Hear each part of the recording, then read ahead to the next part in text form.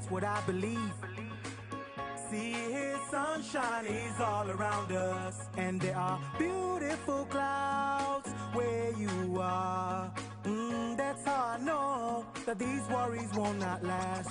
I can see you've been crying and staying wide awake, asking yourself why the journey is so tough. They say tough times never last, only tough people do. So don't stop believing, I know it's gonna be better. Say la, la, la, la, la, la, la, la, ba-dum, ba-dum, boom, la, la, la, la, la, la, la, la, ba-dum.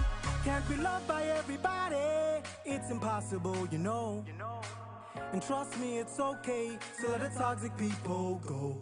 Your peace within is more priceless than a pearl. You got to be happy, cause life's just way too short. Don't stress the little things, they will only waste your time. Just take it easy, easy like a nursery rhyme. And I'm singing,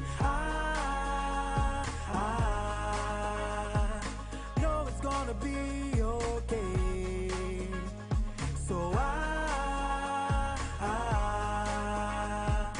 wanna see you smile today. Hey, you just gotta be happy, man. Good days, bad days, it's all part of life. But you must keep the groove on and enjoy every single day. I'm sure you've had some happy days before. So what makes you think you can't have more? Keep on fighting and you'll see. You will soon see rainbows.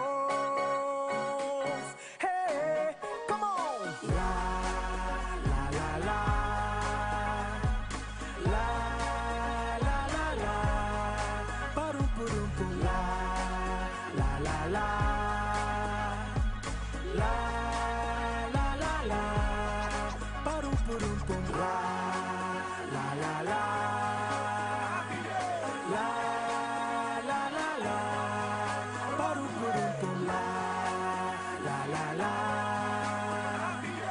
La, la, la, la. Around the way. Beautiful clouds, where you are, where you are. There are beautiful clouds, where you are, where you are. Oh, oh.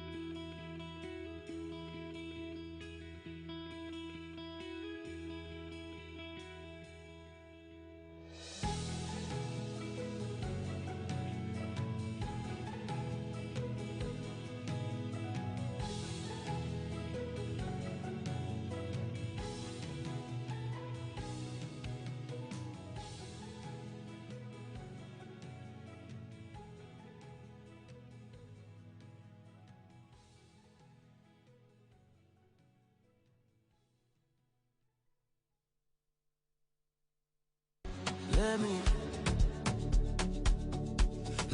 be, let me. When you move like that on me, let me be, let me be. Don't stop, don't talk, just feel, let me. Let me. Yeah. Right there. Move. No stress, no rules. You're always talking, I'm cool. Low lights, one dream. Your body moving on beat. Slow. Say you feel it. I feel it. Say you're ready. I'm ready. Let me be. Let me be. Let me. Let me be. When you. That has been our resolve. How to get interest rates down. And I'm on record to have declared that for me, my personal prayer each morning is that by the time I'm leaving office, I've done 1 year so far, I believe I have 2.5 more years to go, I want to see lending rates below 10%.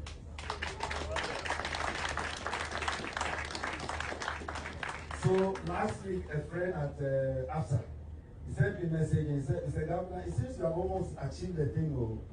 He said, why? Because he said the general reference rate was around 11. It's now below even 11%. 10.8. So that means that on average, if you are a good customer, a customer that has a good credit record, you are likely to get a lending rate of around that amount. Isn't that good? I mean, it makes no sense. So together we have to strive to maintain this new environment we have created in the past 1 year. Low interest, stable exchange rate environment. It is such a necessary condition. There's nothing we can do without it. On our part at the Bank of Ghana, that is what we do. That is what my generals are here every day. How to hold this anchor for the sake of our businesses going forward. And we do everything possible to move things forward. We must now move with greater urgency and intention to position Ghana as the manufacturing hub of West Africa. No nation becomes truly prosperous by exporting raw materials alone and ending up importing value. We cannot continue to produce cocoa and import chocolate, grow food and import too much of what we could process locally, or ship out raw opportunity whilst buying back finished products at a premium. If Ghana is serious about structural transformation, then we must produce more of what we consume, process more of what we grow, and more value to what we mine, and build local industries that can compete within Ghana, across West Africa, and beyond. Exactly the vision of President John Dramani Mahama. Why this manufacturing push is urgent? Because it is urgent because it will result in jobs, value addition, exports, and an expansion in our GDP. This agenda is urgent because Ghana is a youthful country, and the demand for meaningful jobs is already pressing on the nation. Our young people do not just need inspiration, they need pathways to work, productivity, ownership, and dignity. Manufacturing creates these pathways at a larger scale for our people. It creates jobs, not only inside factories, but across the wider chain: agriculture, logistics, packaging, engineering, maintenance, marketing, technology, warehousing, finance, and distribution. In other words, industrial growth multiplies opportunity far beyond a single production line. It also strengthens exports, deepens local supply chains, improves foreign exchange resilience, and expands GDP through value addition, rather than dependence on raw output alone. If we want a bigger economy, a more stable economy, and a more inclusive economy, then manufacturing must sit at the center of our growth strategy. When the contractors get paid, they go and buy a Land Cruiser for themselves. Car dealers also benefit. And even the spouses, the wives, and the side chicks also benefit. Because when they are paid and they get something, they give their wives and side chicks, some of the money.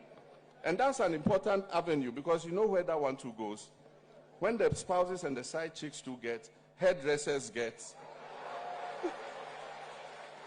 dressmakers get, jewelry shops get, handbag sellers get. So don't discount that one at all.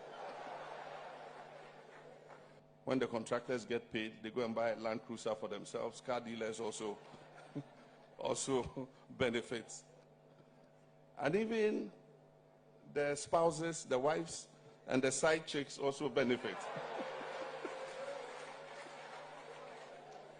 Because when they are paid and they get something, they give their wives and side chicks, some of the money. And that's an important avenue, because you know where that one too goes. When the spouses and the side chicks too get, hairdressers get, dressmakers get, jewelry shops get, handbag sellers get. So don't discount that one at all. When the contractors get paid, they go and buy a Land Cruiser for themselves. Car dealers also benefit. And even the spouses, the wives, and the side chicks also benefit. Because when they are paid and they get something, they give their wives and side chicks, some of the money. And that's an important avenue, because you know where that one too goes. When the spouses and the side chicks too get, hairdressers get, dressmakers get, jewelry shops get, handbag sellers get. So don't discount that one at all. When the contractors get, I can't not talk about political victimization. That has been one of the banes of our private sector. Many companies start, and because Ghana is a democratic country, potentially every 8 years there's a change over in government. And often, if a business is seen to be associated with one party or the other, then victimization begins. And so, like Jerry said, it is something that we should not encourage. I don't have political colors when I look at the Ghanaian private sector. And so, many times, when we started this Big Push program, and the Big Push program is transformative because it's injecting investment into the road sector especially. This is the biggest investment in the road sector in the history of Ghana. We're doing more than 2,000 kilometers of roads at the same time. And the thing about the construction sector is that it stimulates the economy. And so sometimes when economies are sluggish, governments intentionally invest in construction because the construction companies buy cement, and so the KO4Es and others of this world will have cement to sell. The cement factories will have cement to sell. They buy iron rods, so the iron rod distributors will be able to sell. They have to buy fuel for their trucks, so the petrol fuel station people benefit. They service their machines, and so the car dealers and the earth-moving companies who sell those equipment benefit because they service the machines. Our mechanics get jobs to do.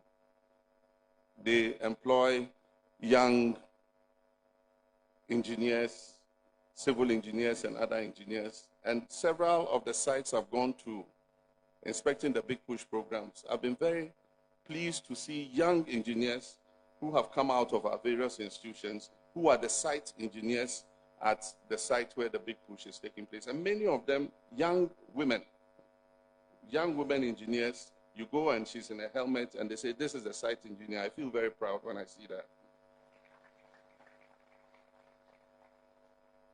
Carpenters, steel benders, everybody gets work when the construction industry is working. Food vendors who go to the site and sell a little wache and banku and kenke also make something to go home with. Car dealers, when the contractors get paid, they go and buy a Land Cruiser for themselves. Car dealers also benefit. And even the spouses, the wives, and the side chicks also benefit.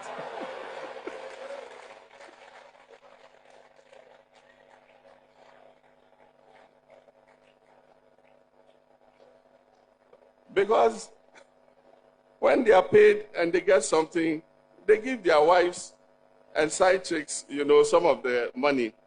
And that's an important avenue because you know where that one too goes.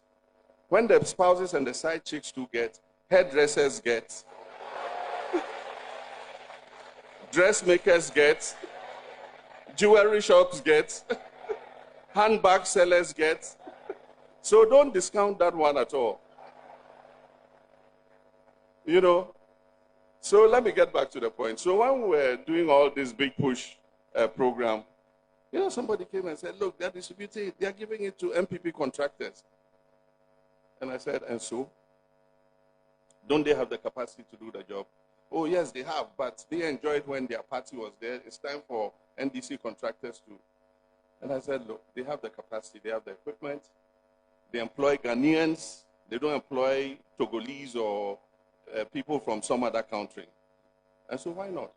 Anybody who has the capacity to be able to move the project should be given it. Because for me, it's not about who does the project.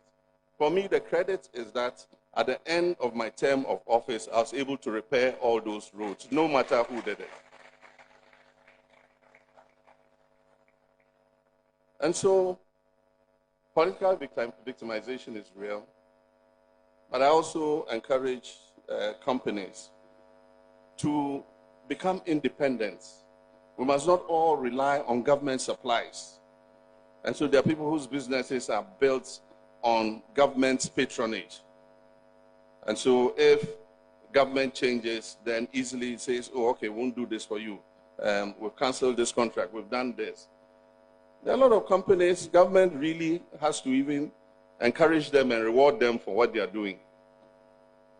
And so we must create an environment where the regulation is fair, everybody has the same opportunity, and everybody is able to get a good return on their investment.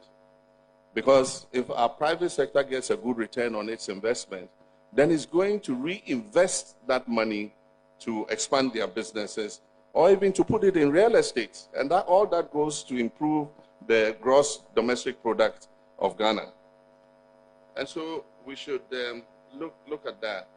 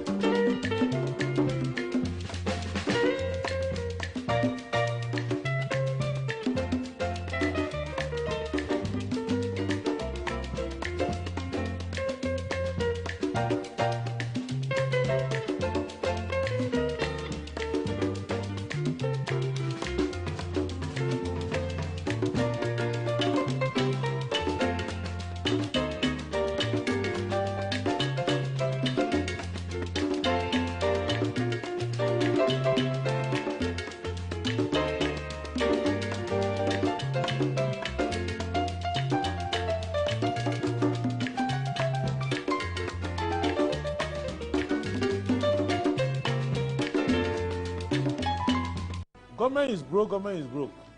But people are spending billions to go inside the government that is broke.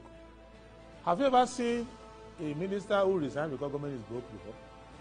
Government has no money. Have you ever seen a governor who said, ladies and gentlemen, when I was elected, I thought the government had money. Now I discover government has no money, I resign. Have you ever seen it? Government has no money, but they are bringing money out at election time. Where is that money coming from? So they are lying.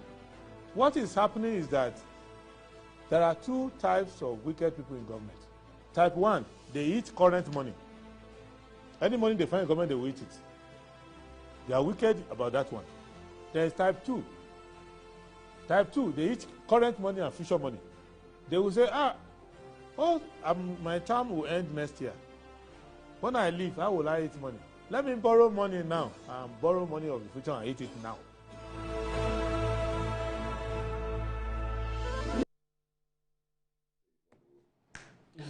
All right, good morning. Welcome to the show. Good morning, Ghana on Metro Television. My name is Aldo Moore, and it's always a pleasure to come your way. It's a beautiful Tuesday morning. I keep saying beautiful, well, not because I'm assuming that everything is well with everybody, but I'm just saying that for as long as we have life and we have good health, I mean, even if you have life and you don't have good health, you can hope and pray that with time you would feel much better. And that's why I keep saying it is a beautiful Tuesday morning. And this is the day the Lord has made. Indeed, we're glad in it. I want to say a big thanks to Almighty God for making it possible for us to return here to join the nation's conversation on the big issues that are making the rounds in our dear country, Ghana. I also want to say a big thanks to you, our cherished, valued, and loyal viewers. Without you, we don't have a show, because we can't be talking to ourselves. We have to talk to you, and we can have a conversation together. We're grateful that you're able to make time to send us your views and your opinions, and in some cases, just a contribution to the discussion or the conversation we're having. We really and truly appreciate it. Some of you have had to criticize us that when you send us messages, we're unable to read. It's not that we're unable to read, but the messages come in thick and fast. There's quite a number of them. And so sometimes we struggle to read everybody's message, but we'll do our best to improve and to get better at it. And also sometimes when you send us the message earlier, it gets buried under. And so those whose messages are sent in real time are the ones whose messages we get to read. So please note it. When I start reading the messages, you can send yours, and then it would enable me to see yours just at that time, and then I can read it. So once again, we're sorry, we apologize if we don't get to your man. And again, when you're sending us a message, please depersonalize the messages. You know, this thing where we keep attacking people's integrity and so on and so forth, that kind of message, it's not something that we want to countenance on this platform. Attack the issues, you know, in the sharpest and the wildest form that you can. But this person has done this, somebody lacks integrity, somebody, you know, we can't grow a nation like that. You know, if you are sitting here and somebody attacks your person, you know, people's reputation is all that they have. If they lose it, they are done, you know. And if the person said black yesterday and the person has said white today, you can remind the person. But to go ahead or to proceed from that to say the person is a hypocrite or the person is, you know, is a bad person, is a terrible person, is a dishonest person, is corrupt, you know, let's move away from that. It doesn't help the discourse, you know. And that's why some of you after the show will call me and say, but I've sent you messages, you're not reading. It's not something that I like to encourage. So I beg you, attack the issues, disagree in the stronger terms that you feel like, but don't insult the person. It's not good. It's not good. Even in our culture, we don't attack human beings like that. It's not something that our culture, encourages. Our culture refrains. Our culture is not doesn't encourage that kind of thing. So let's refrain from that kind of subculture. So let me go to the newspapers and tell you what the newspapers are reporting this morning. As you do know, the Good Morning Ghana show is a newspaper-driven platform. Yes, occasionally, depending on the exigencies of the time and depending on how crucial the topic is, even if the newspapers that we have here do not bring it up, we can bring it up. But that's a discretion that the production team takes, which is headed by our hardworking lead producer, that's Bright Ameni. But otherwise, it's strictly a newspaper-driven conversation. So I have to keep reminding you, it's not like what's happened on other platforms. Here, we say this is what the fourth estate of the realm are talking about. What do our guests who are seated here think about those reports and those publications? That's what the news of the Good Morning Ghana show is all about, until and unless management changes the DNA of the show. But this is what it is, and this is what it ought to be since the days of Dr. Randy Abbey, who's been on the show for 23 years. So this public education is extremely important. Those of you say, well, you come and there's this, you are going to, no, it's not here. It's not here, I beg you. So let me start with the Ghanaian Times. And the Ghanaian Times this morning is reporting that Middle East crisis, President Mahama with a bit shocked that he was meals at a Good Friday service, and it says that choose dialogue over violence. President Mahama appeals at Easter service. ADB posts 367 million cedis profit after tax. Big congratulations to the ADB, organization. To ADB, that's a company. Mr. Atosapon, kudos. Maybe we should be looking for some time to invite you here and pop some champagne with you. You've done a good job. You've done a fantastic job, Mr. Atosapon and your team, and with the head of corporate operations, Mohamed Ali. Congrats. Big congratulations to ADB. We did same with NIB the other day. I'm also told that Ghana Commercial Bank is also posting some fantastic results. And so, again, in line with the tradition, if you're doing a good job, we'll talk about it. If you're doing a bad job, we'll also talk about it. We'll call you out and tell you to sit up. Yes, because Ghana belongs to all of us. So, there's also macroeconomic stability came at high cost, according to the BOG governor. Now, this is a conversation we'll have. It's an extremely important one. Now, deliver quality projects or face sanctions. Get Fund warns contractors. And the Zimbabwean president tours ACARP after Zoom Lion Geo Pomona sign MOU. Zoom Lion is internationalizing at a very fast pace. I mean, it looks like all the other countries outside Ghana are looking for the services of Zoom Lion Ghana Limited. Congrats to Dr. Sian Ejepon and the team for the feat that you have chalked. Yeah, so keep going, Dr. Sian Ejepon.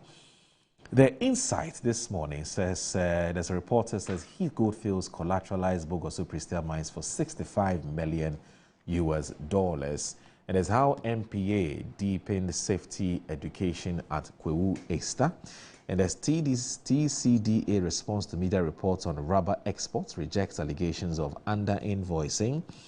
US-Israel war on Iran, the miscalculation of the century amid Trump's adventure.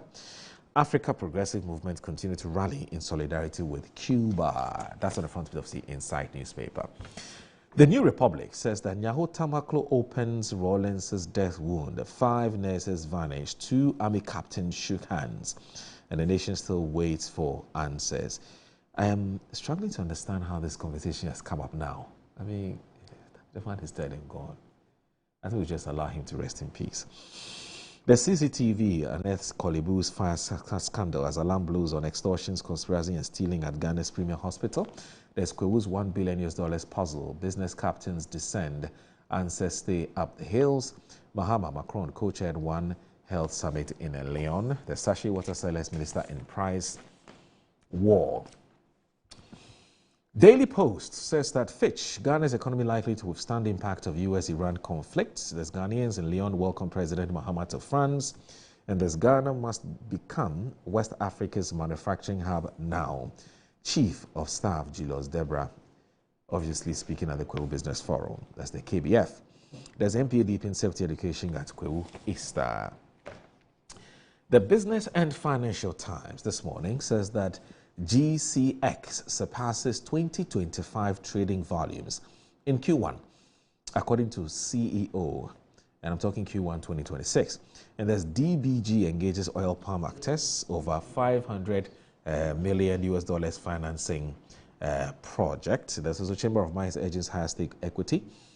2027 debt wall now in view, despite successful return to domestic bond market. And then there's also setting the benchmark. Innove crowned 2025 Cybersecurity Company of the Year.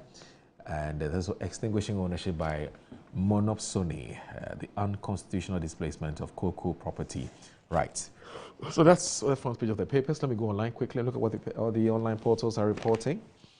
There's Bank of Ghana's 1.3 billion cedis, 1.3 billion profits from gold seal could help narrow 2025 losses. It ties in with the central bank, the Bank of Governors talk about the fact that it's got to be a trade-off in economic management. We'll put all of that together and see whether we can make some sense out of that. There's FDA warns of fake HIV test kits on Ghanaian market. There's 1 dead, 6 in critical condition in Goma Fete accidents. There's Kanye West right to enter UK under review after festival outcry. The City newsroom says Kaswa Old Market demolition displaces hundreds of traders. There's government explores local polymers to curb sachet water costs. There's chlorine, a gas leak at Balficrum. Bayficrum water treatment plants. More issues alert. And then there's also don't repeat Ayalolo mistakes with new buses. Transport analyst. Multi-vehicle crash reported at Ayimensa. And there's also Ashanti Expo. Government pledges support for businesses. Now, on Ghana Web this morning, we have man allegedly burns wife house over cheating with UK blogger. I will marry again. Portia Boateng opens up after 2 unsuccessful marriages. And the sachet water price hike, why Ghana urgently needs a competition law. And I totally agree with that. We do need that. Competition law. Ghana's disinflation drive came at significant cost, according to the BOJ governor. And I hope you can continue this fight. Vinicius sends messages to Yamal about racism. Vinicius appears to be in the middle of some racist issues all the time, isn't it? But he himself has been a victim, so I totally get where he's coming from. There's also there's MetroTVOnline.com. Yes, your Metro TV Online, my MetroTVOnline.com, our MetroTVOnline.com is the best website in Ghana at the moment. It says, Ada, woman dies after excessive sobolo consumption. Oh, my favorite sobolo. Somebody's drunk it and the person's died. But anyway, too much of everything is bad. So I get it. But it's sad. It's sad. It's unfortunate. Minsha South celebrates Easter. And Minsha South celebrates Easter with first Soloku Festival to promote economic growth. And I've seen some videos from this Soloku Festival. People say, no, it's small. Atopapa. Soloku Festival. Mr. Balfour, this is a local festival. Anyway, congrats. That's all I can say. Super. It's what? It was super. It was super. Okay. Vice President Jane Nana headlines GTA Voja Easter Regatta.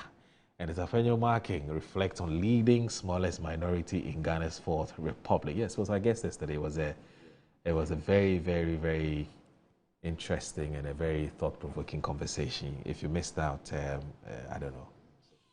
There's Mohammed heads to France for One Health Summit, Macron talks, and there's Salaga South MP outlines major infrastructure and education projects to boost local developments. All right, So that's it for the newspaper and the online portal review. Please stay with us. My guests are here. I will be introducing them shortly.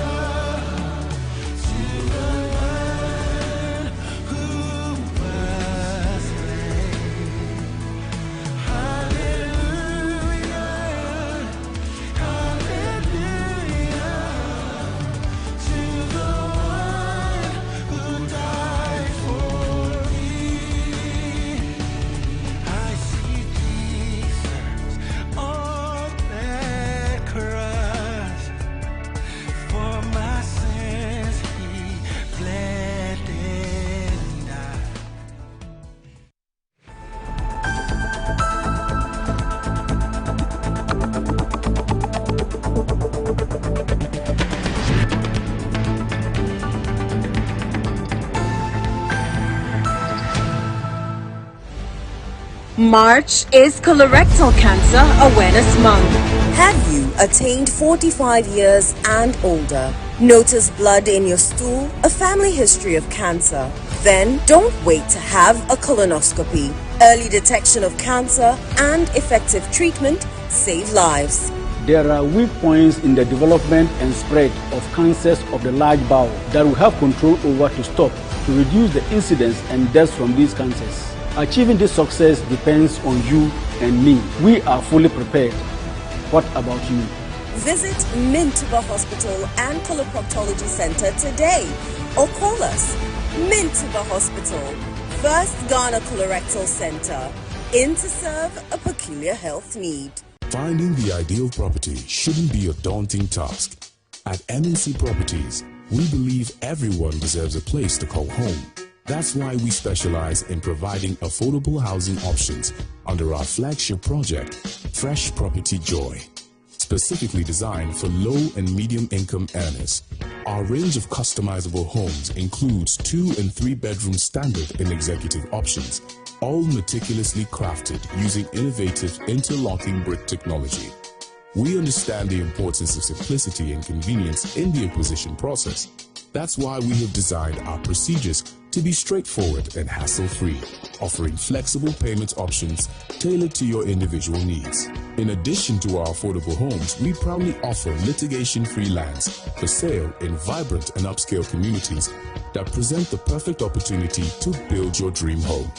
We are committed to making affordable housing a reality, providing you with the joy of owning a home that meets your budgets and aspirations.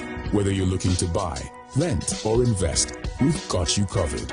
Our service team is ready to assist you on 030-255-1917. MNC Properties, choice of class. Brush, brush, brush, brush, brush, brush, brush, brush your teeth. Brush, brush, brush, 2 times a day. Brush with Kel-Kit. Hello, my friends. My name is Kel-Kit Toothpaste. Wow. I was made to be gentle on your gum, but protected. I will protect your teeth from cavity, make your teeth whiter, stronger, keep your mouth fresh all day. And best of all, I'm strawberry flavored. So put on a smile and try me. That's amazing. Just try me. That's my job. If you say so, jump on my brush. Makes your teeth stronger. Chicky chicky whiter. Chicky chicky stronger. Yay! You did it! I'm glad you like your new toothpaste. Don't forget to brush both day and night. Kel Kids, happy smile.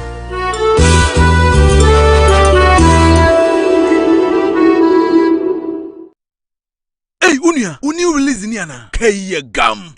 A bitino was me new release. Me can no access fit muhono. And na Turbotech Garages Limited. Akwafa besiesi amana aye nitia. Obi ase ya car no. Accident car no na. Turbotech Garages Limited. Amana se jina ni naso sano. Me se wo. Wo mo akwafa broni fita engineer efra brochiraba. And wo check cars no. Na wo hunu ba bi afort krowo. And ho spare parts so ade hyehyɛ. Afene si road. And so ho charges kakra bi o. Turbotech Garages Limited. Wo ye general servicing. Ebi engine overhauling, engine tuning, oven spraying, general electrical works, air condition installation work, BMU, upholstery, gearbox, make a day. Turbotech Garages Limited. Apart from sir, car that wotimi ato, and now Toma wono, was higher importation of cars, and was spare parts, if la butreba, Wokoto car mawa, a free.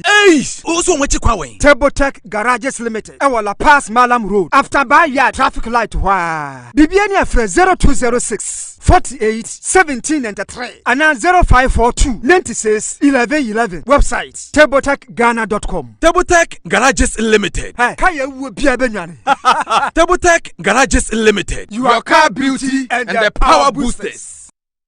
Yes, next. Hey, Nadia Benson. Asamo. Me didn't tum. Mr. Friend Calico, just call me cockroach. Now, Mr. Friend, me once now. Hey, that's you. Improve car. Yeah. Captain was key to double the action.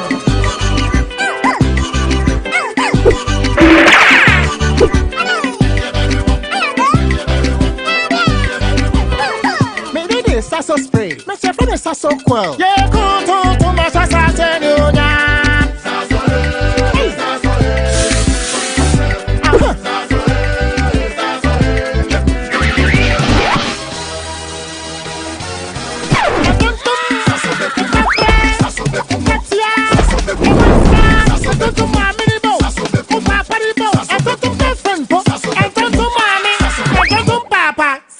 Come tum preko.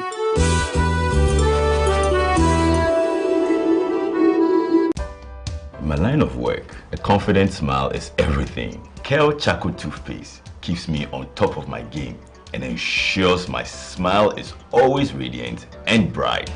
With the tiring nature of my job, we spend several hours under the scorching sun. To keep our teeth white and our breath fresh all the time, we use none other than Kel Charcoal Toothpaste. Kel Charcoal Toothpaste. You're on a Kessie and in a kit one.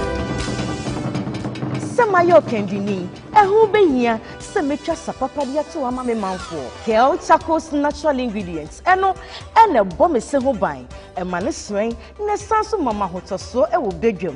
Kel Charcoal Toothpaste. Choose Kel Charcoal Toothpaste for anti-cavity, whiter teeth, and fresher breath all day. Available in 80 gram and 150 gram. Grab yours today. Kel, happy smile. This advert is FDA approved.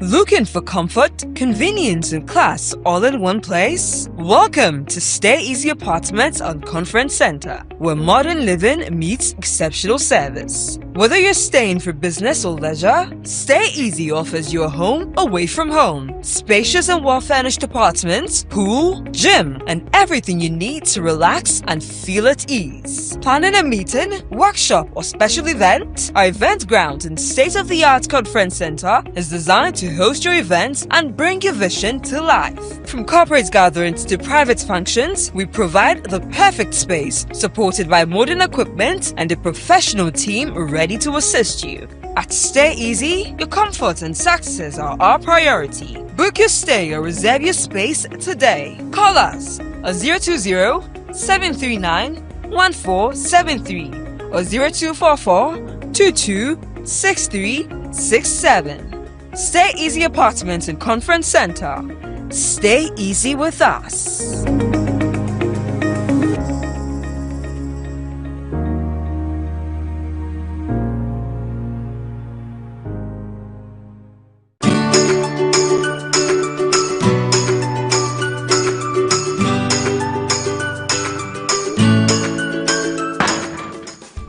Auntie, why you there?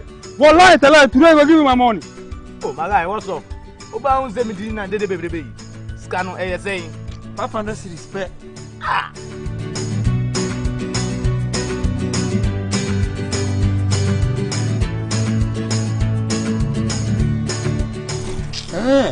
I see. Level don't change. But to show me the way. But there's some sorry, Manua. Talk to babe. Here is Ghana dinero. Huh? Cash. Yes, cash. Let me show you the easy way to make money with One Shot. Visit the Wanna Own website at wannaown.us. Sign up with your phone number and get ready to play. Select games on the homepage and then select One Shot Game. Deposit to make an entry, then pick a number from 0 to 99. If your number comes up, you win a cool 500 cities. Hey, so it'll be easy like that. Just like that. So I'll go buy my dream car. Por supuesto. Just visit wannaown.us and win some cool cash prizes. It's Bemi. Boom! Wanna own, you need too much. Play responsibly. Gaming can be addictive. Accredited and endorsed by the Gaming Commission of Ghana.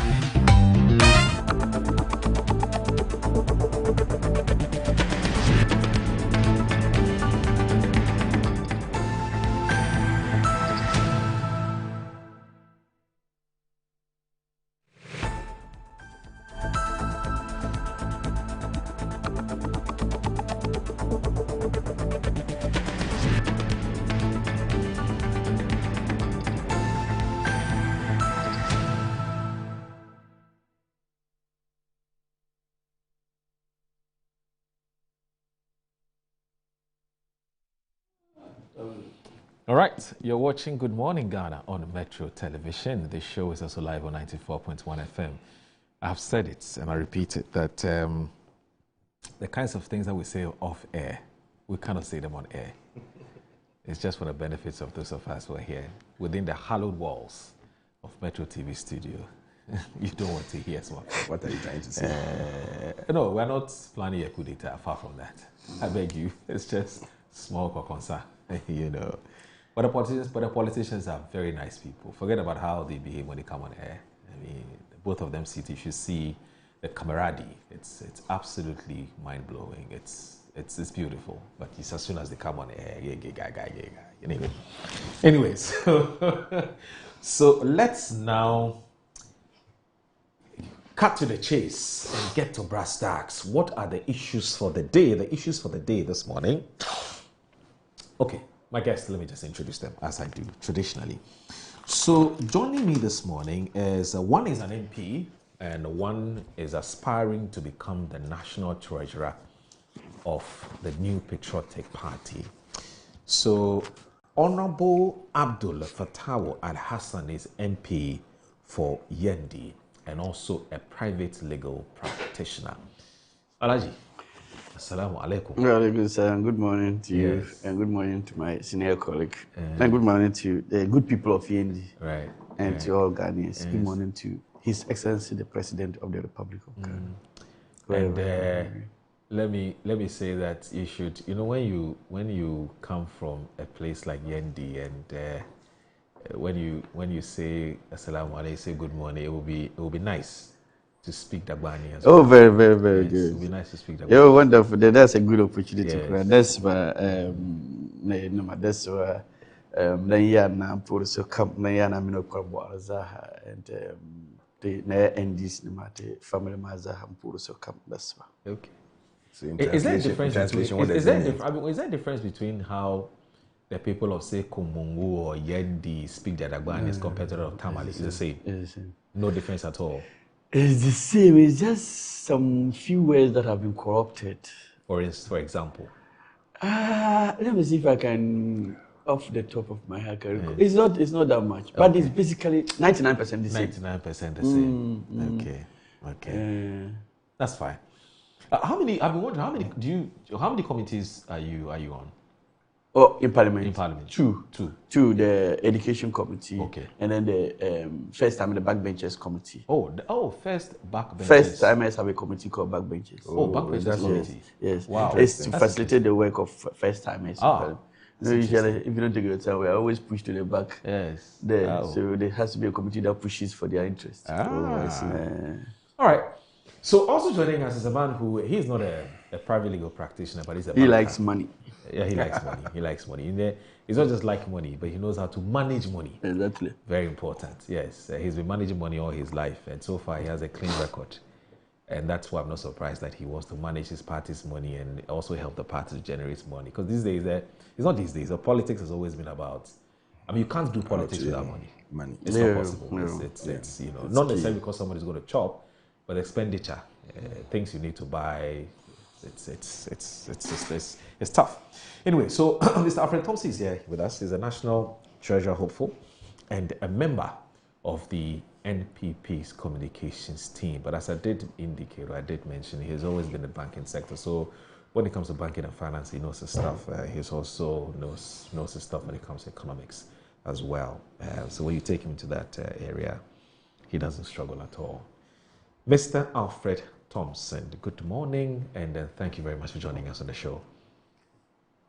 Good morning. Yes, I hope you're doing very well. By grace of God, everything is going well. It's been a long, wonderful weekend, and we are here this morning to kickstart. And to say, yesterday I enjoyed your conversation with the minority leader. Yeah. It was super good. He did excellent. With the submission. Yes. It was actually the first time we've done a 2-hour. Never happened. I doubt if any media house has done a 2-hour. So it's a special case. It's a special case. That's good. That's good. Except that in certain cases he went off. He didn't go off. He didn't go off. He watched it too. He enjoyed it. That's why he's smiling. He enjoyed it. In fact, he's able to tell us when he thinks that he went off. Then it means that he watched it. yes, he watched it. Listen, he sat down for 2 hours to watch him to know where he went off and where he didn't go off. That's true. Pay attention. It was a critical one for him, and that's good. I mean, you see, he got the audience always on their seats, excited to listen to the next thing he would say, and he's good. He's good at that.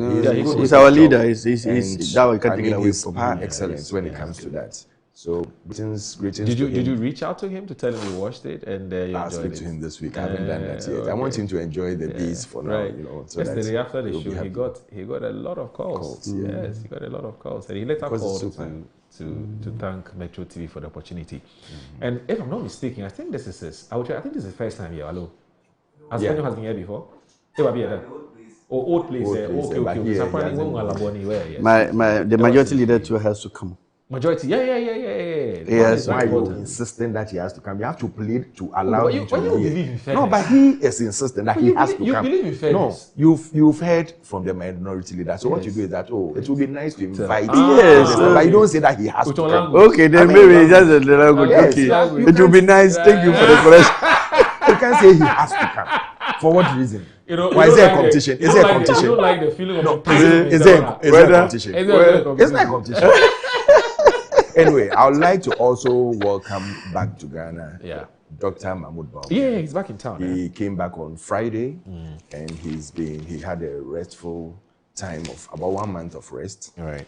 I believe he's poised to come and lead us to the destination we expect to be. It's been good. It's been lovely. He came with a beautiful wife, Samira, and they had a nice time. They were in UK.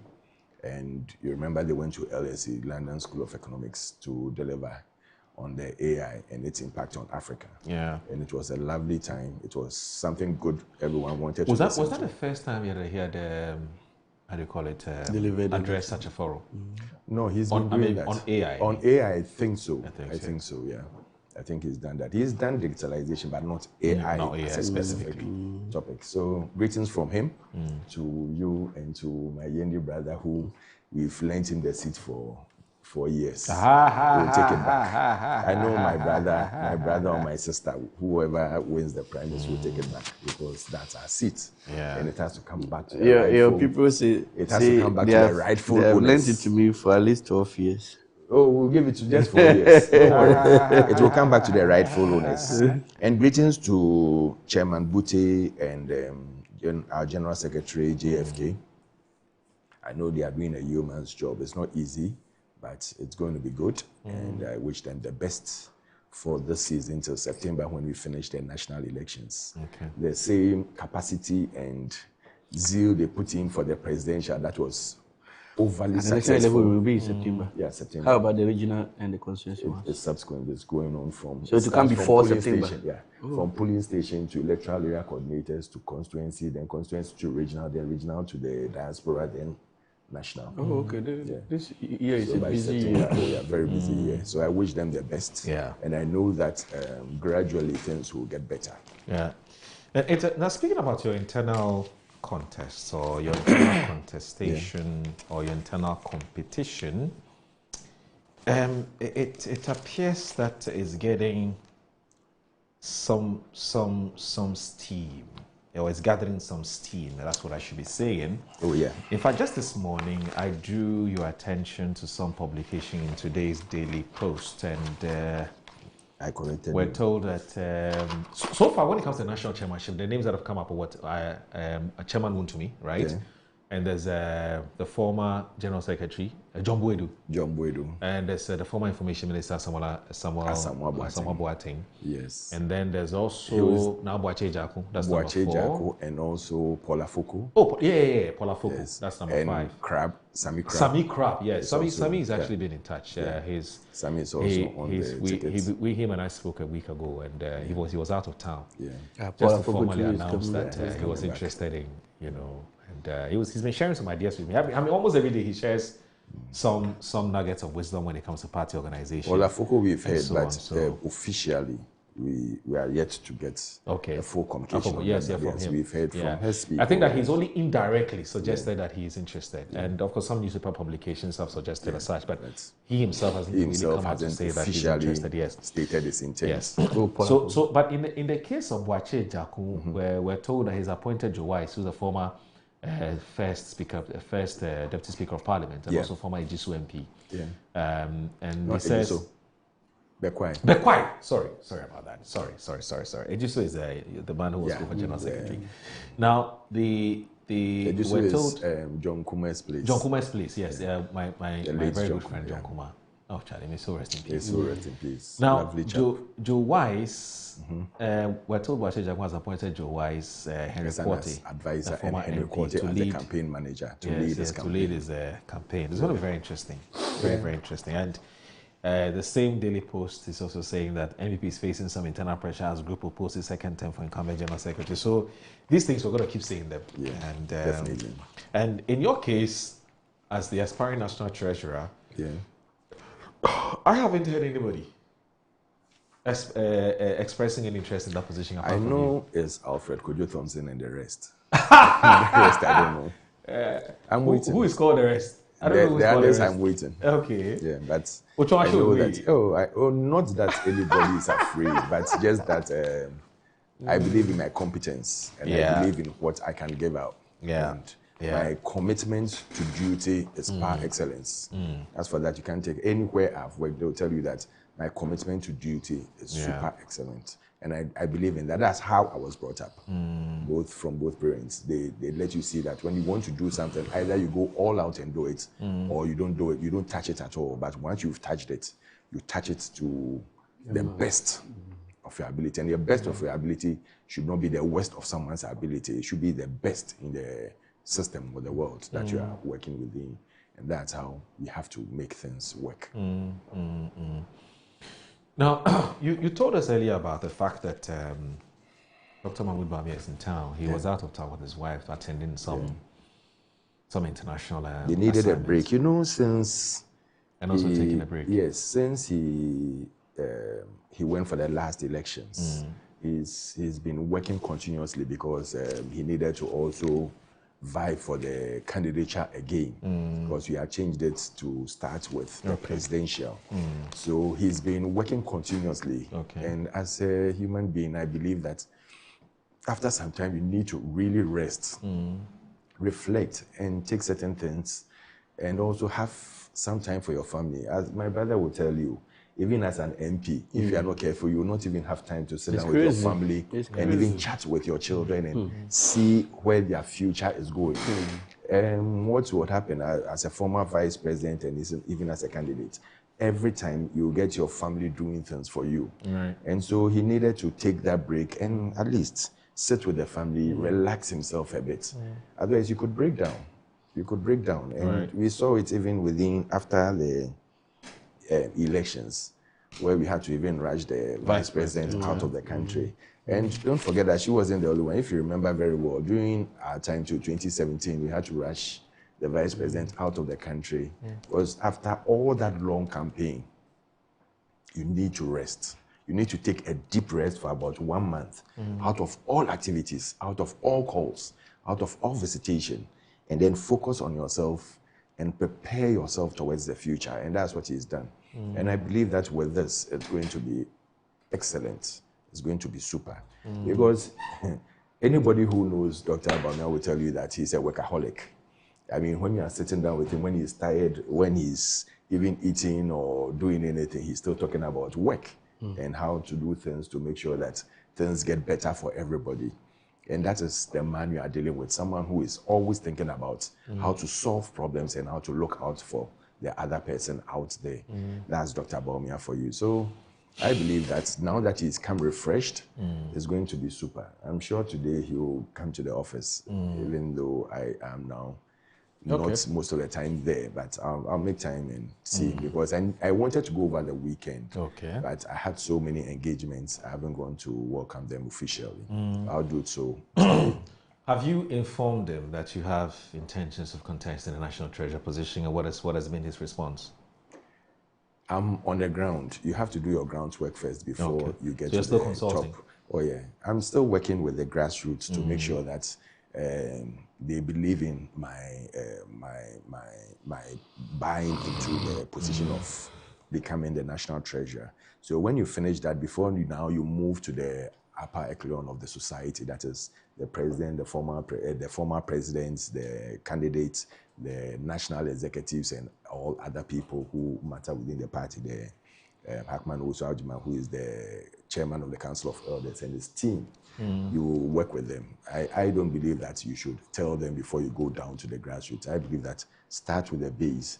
Let them believe that, yes, they want you. Because if you go and tell the people at the top, and you go down to the grassroots and the grassroots don't want you, then what do? Do you go back and tell them that I went and they feel that I should wait, or they feel that this is not the right time and that they want another person? So you have to do your groundwork first. You have to make sure that what you are going to do, it's in the interest of the party and everybody before you move to the top echelon. Well, I mean, that's it's an approach you're entitled to, and you have a better understanding of what strategy you've decided to adopt. But on the whole, he knows. He knows. He knows everything that goes on in the party. Okay. He knows and everything. Yeah, oh yeah. He knows everything. I think that it would have been a good idea. To basically inform him. You see, because I worked with him, I don't want it to be that he is bringing you, because when you do that, it's as if now he is bringing you that come and vie for me or on my behalf, which isn't right. I mean, you've worked for him. You've worked tirelessly to make sure that he's taken as a candidate. Now you have to work for yourself. So do what you have to do, basically. Then you just tell him it's an icing on the cake. He knows what is going on. Okay. Don't think that he doesn't know. Anybody who tells you that he doesn't know, then the person doesn't know what politics is about. They know everything. They smile with you and everything. They might not ask you, but they know what is going on. And they know the likely people who are going to win. Okay. So speaking about the standard bearer of your party, Dr. Mahmoud Bawumia, there's some some people who feel that he's been too quiet since he was elected in January this year. 31st, there are some who think that we should be hearing him speak or commenting on some national issues. Do you think it's a fair call? I think there is no rush in commenting on things when it's not due yet. Okay. First of all, as I told you, he was working tirelessly on his campaign. And when he was going around, there are a few national issues he commented on and spoke about certain things that were going on, and especially in the times when it was rampant, where you see that any NPP person who was even traveling out of the country could be stopped at the airport and arrested. And he spoke about it, that it wasn't the right way. I mean, if you want someone to be arrested, or if you want someone to report you, do it the nice way or the right way. So we are all happy with what is going on. And after that, after he finished his elections and he won nicely or massively, he was receiving visitors in his house and everything. He was receiving them. People were coming in and out to thank him. I believe even the majority, if they had the chance, they would have gone. But they were just hiding behind their clothes and everything to make what they wanted to do. And that is where you should have ordered the majority leader to go and say congratulations to that one you'll be happy for an order. Yes, that one it should be an order. But after that, he needed to take a break. Okay. So now he's come. Where it is necessary for him to comment or to come out with certain things, he would come out with it. Where it's not everything as an opposition leader that you need to be commenting on. It's not all. Give them the chance. It's 4 years. They have a 4-year mandate. All right. Give them the chance to do things. Let them show source. Let them do things that they want to do. Let them give, as Afenyo said yesterday, give the juicy contracts to the foreigners and leave the locals. Okay. And then when they finish all their soul sourcing, Ghanaians too would also think about it and soul source them out of power. And that is what is really needed, not the I'm sure that talks. you would be expecting the Dr. Bamia to comment, because you've been repeating soul sourcing. You would expect No, Dr. but Bamia to now comment. the order of the day is soul sourcing.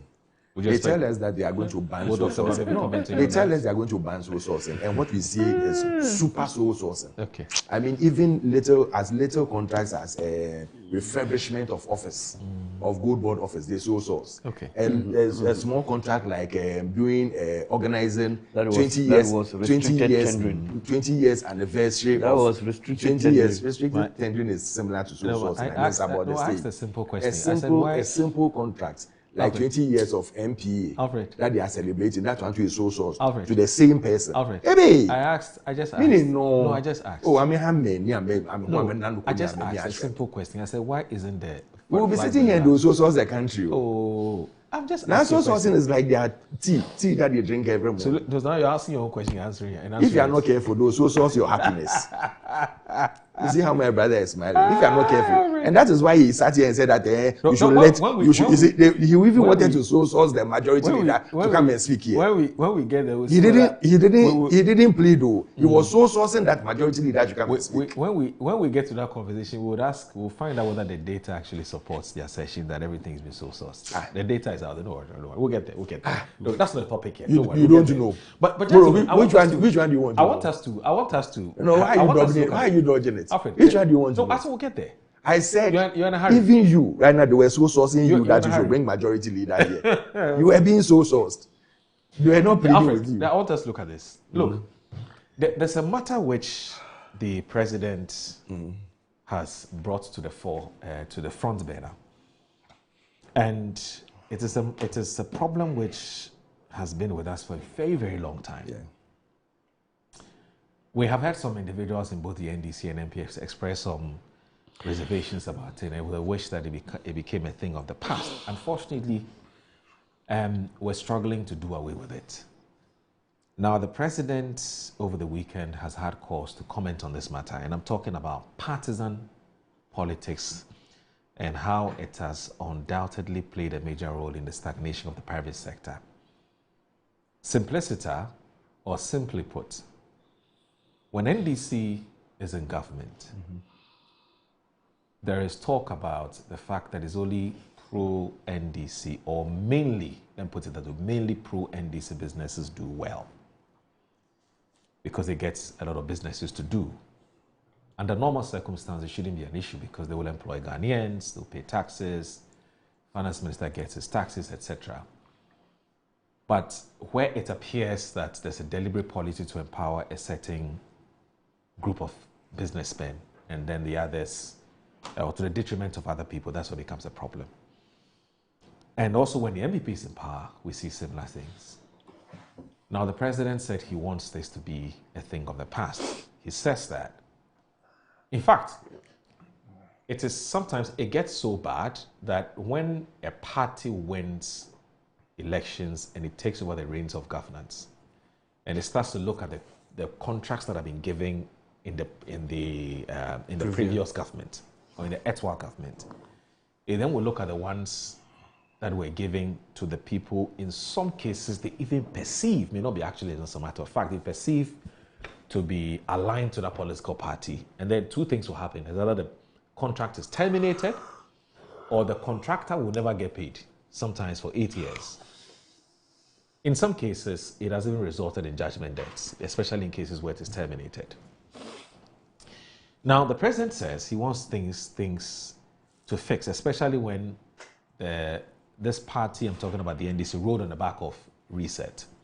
So the president intends to reset that. So this phenomenon is something the president says wants to be a thing of the past. I want us to watch this video, and then I want us to provoke a conversation on the back of this. Please, let's watch this video.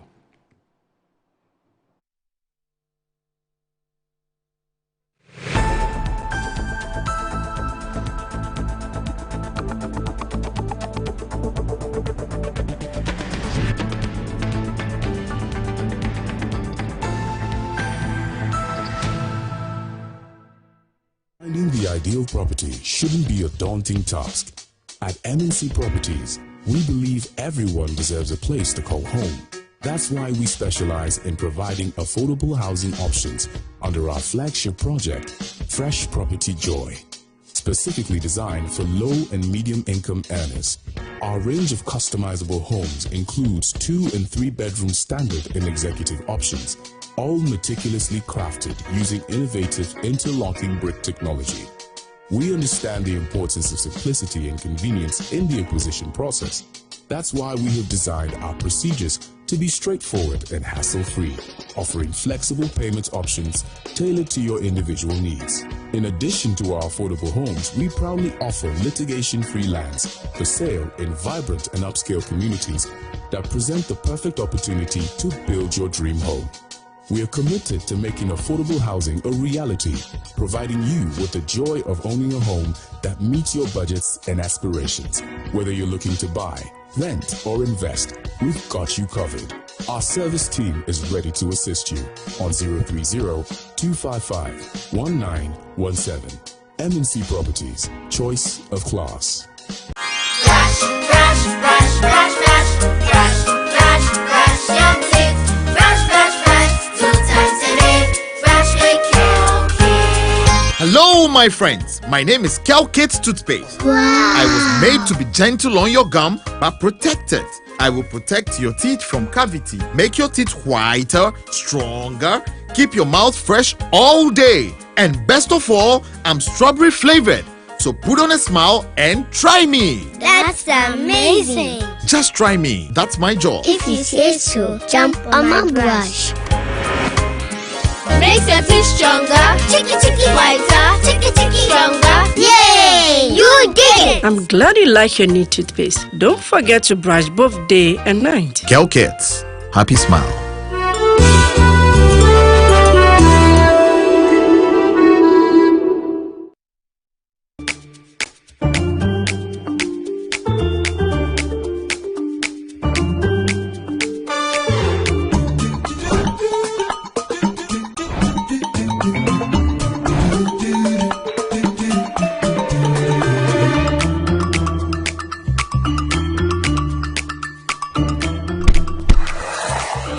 Hey buddy, it's me Azar.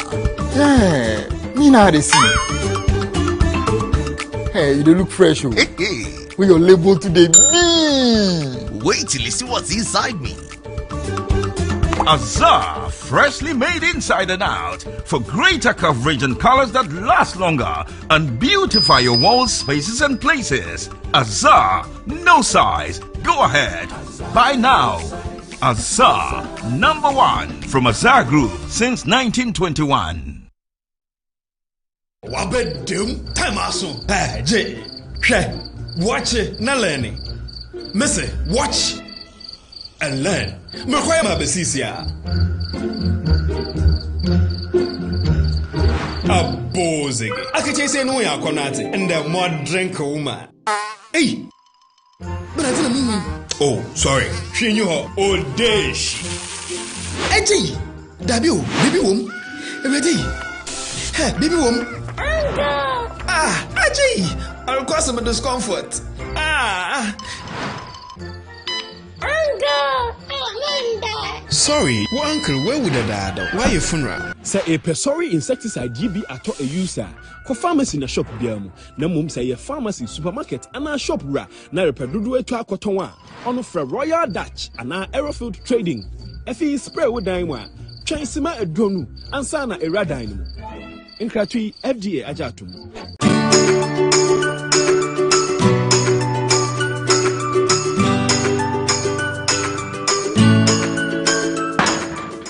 Hey, Bunty, why you there?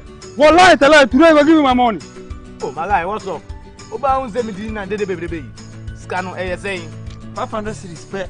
Ah.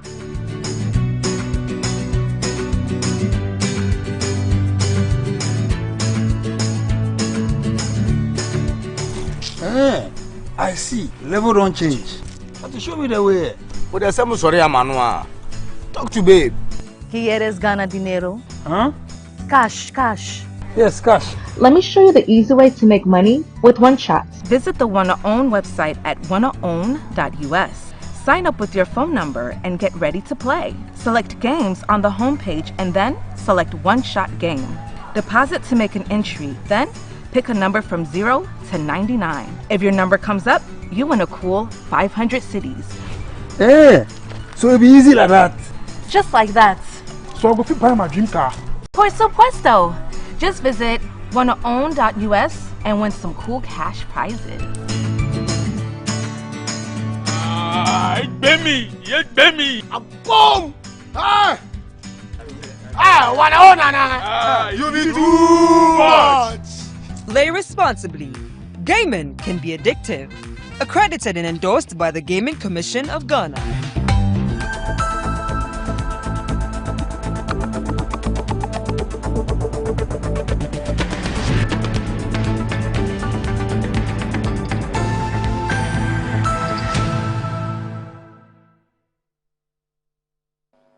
I can't not talk about political victimization. That has been one of the banes of our private sector.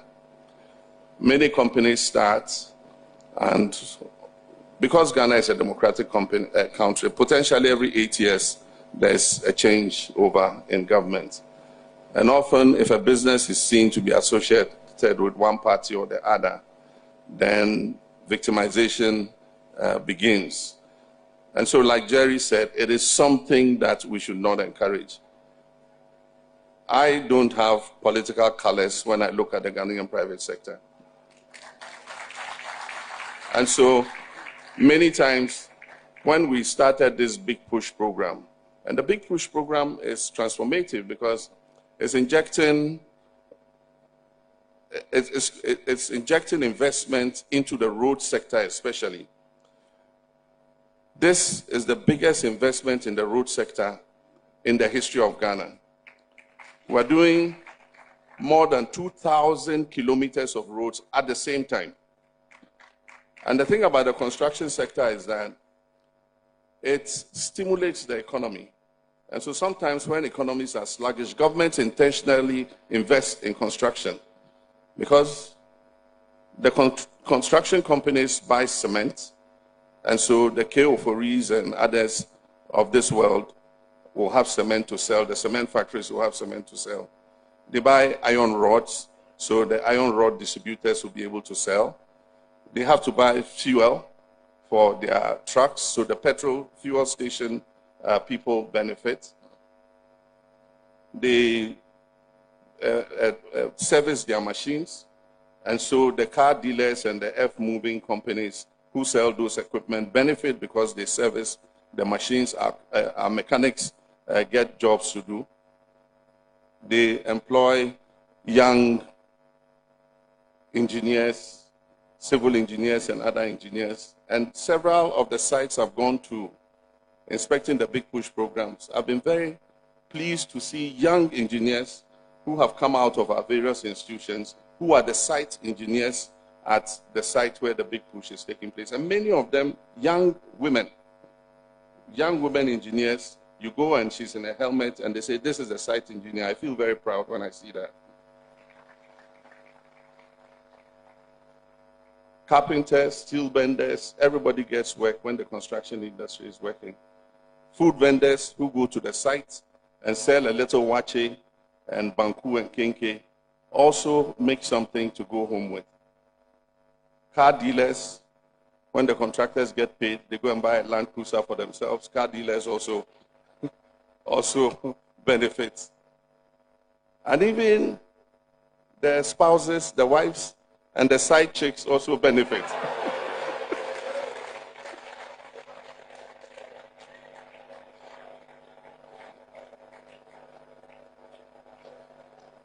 Because when they are paid and they get something, they give their wives and side chicks, some of the money.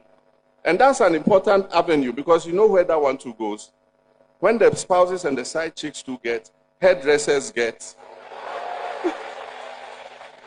dressmakers get, jewelry shops get, handbag sellers get. So don't discount that one at all. So let me get back to the point. So when we were doing all this Big Push program, somebody came and said, look, they're distributing it. They're giving it to MPP contractors. And I said, and so?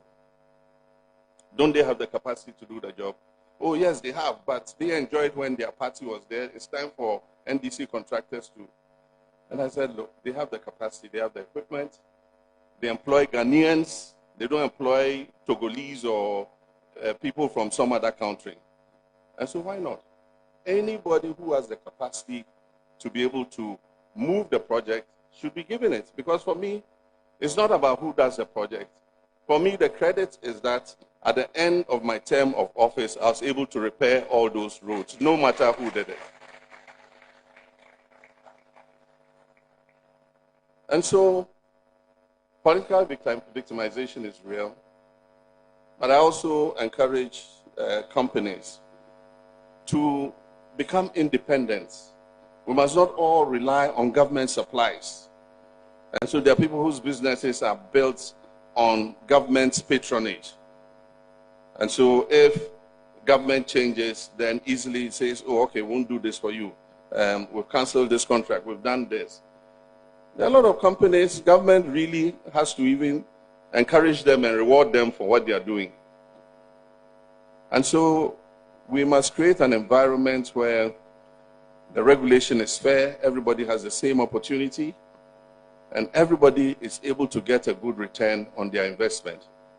Because if our private sector gets a good return on its investment, then it's going to reinvest that money to expand their businesses or even to put it in real estate. And all that goes to improve the gross domestic product of Ghana.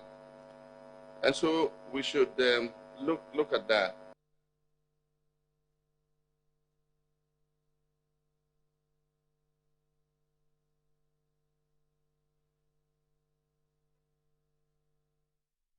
So MPP contractors are Ghanaians too. They deserve contracts if they meet capacity. That's according to the President, John Dramani Mahama. So he said this at the Hueu Business Forum. Captains of industry met to deliberate on how to basically support the private sector. An initiative which was birthed by the president, of course, with support from his chief of staff. He said the idea was birthed at the back of a vehicle. He was talking to his chief of staff and the matter came up, and that's how they have the Hueu Business Forum. So this is where the matters come up, and the politicization of the private sector, the politicization of businesses, and how that has affected our economic growth as a country or development of this country has come up again on the back of what the president has said. Let me start with the MP for Yendi, Abdul Fattah. Yes. What do you make of what the president has said? Well, Moro, thanks so much. Moro, they say when a fish comes out of the water and tells you the crocodile has one eye, you can only believe it. Given where he sits as the President of the Republic of Ghana, and given this lamentation, it should tell you that it is a big issue we have as a country. We all face it even at our local level. We face it once you're a politician. Especially where you have to every now and then go back to the people to seek their mandate. Then we have internal elections first, always before you are even accepted to contest on the ticket of the party. You have these things always thrown at you. But I think one, as a state, we have failed in some regard. We should ask ourselves, how are political parties funded, especially when they are in opposition? See, that is where the problem is bet. Because in opposition, usually it's the businessmen and women who keep the party alive. Trust me, they will finance and bankroll the party at all times. And they are not Father Christmas. You understand? They have interest. And trust me, even at the time they are bankrolling and financing the party, they make this interest known. And some of them even pick their sectors. And they have agreement with the leadership for the sectors that they have chosen. And so if that party comes to power, it has to honor those obligations because it has taken monies. So we ask us as a state, are we ready to finance our political parties? Are we ready, especially during times of campaign? Are we ready for the state to now be a funder of the political parties? Because that's the only way we can insulate the political parties from some of these influences and interferences. Because, trust me, it will be very difficult to have someone fund you and turn back and tell the person that you are for the country, and so all your contracts will be given to those who deserve it. But in much the same way, it will also be very difficult for any political party in government to say that it will only give contracts 100% to only its party people. That is not also possible. And at every stage, whether when Rawlings was in power, whether when Kufuor was in power, whether when Mills came to power, whether when JM1 came to power, Nanado came to power, or JM2, at all times you always have people from both sides getting one contract or the other. And every party, when NPP was there, they just left power. I'm sure they had those issues where their own party people would take issues with them because to them, the first certain contracts were being given to NDC sympathizers. The same way our party people will come at us. But I'm happy that, look, if you look at this big push, and it's not because GM has said it, it's been said over and over again. We are making some progress.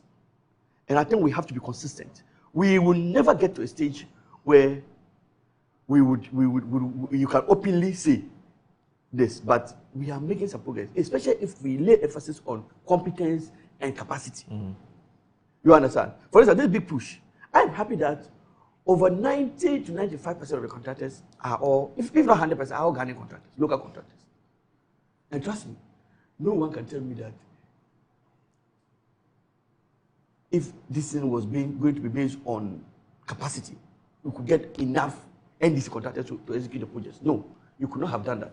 And because the president has this huge project to deliver, where he has this promise to Ghanaians, and he wants to deliver it, you see that he has relaxed some of these things. He says that once you have the capacity, show the capacity, you'll be given the contract.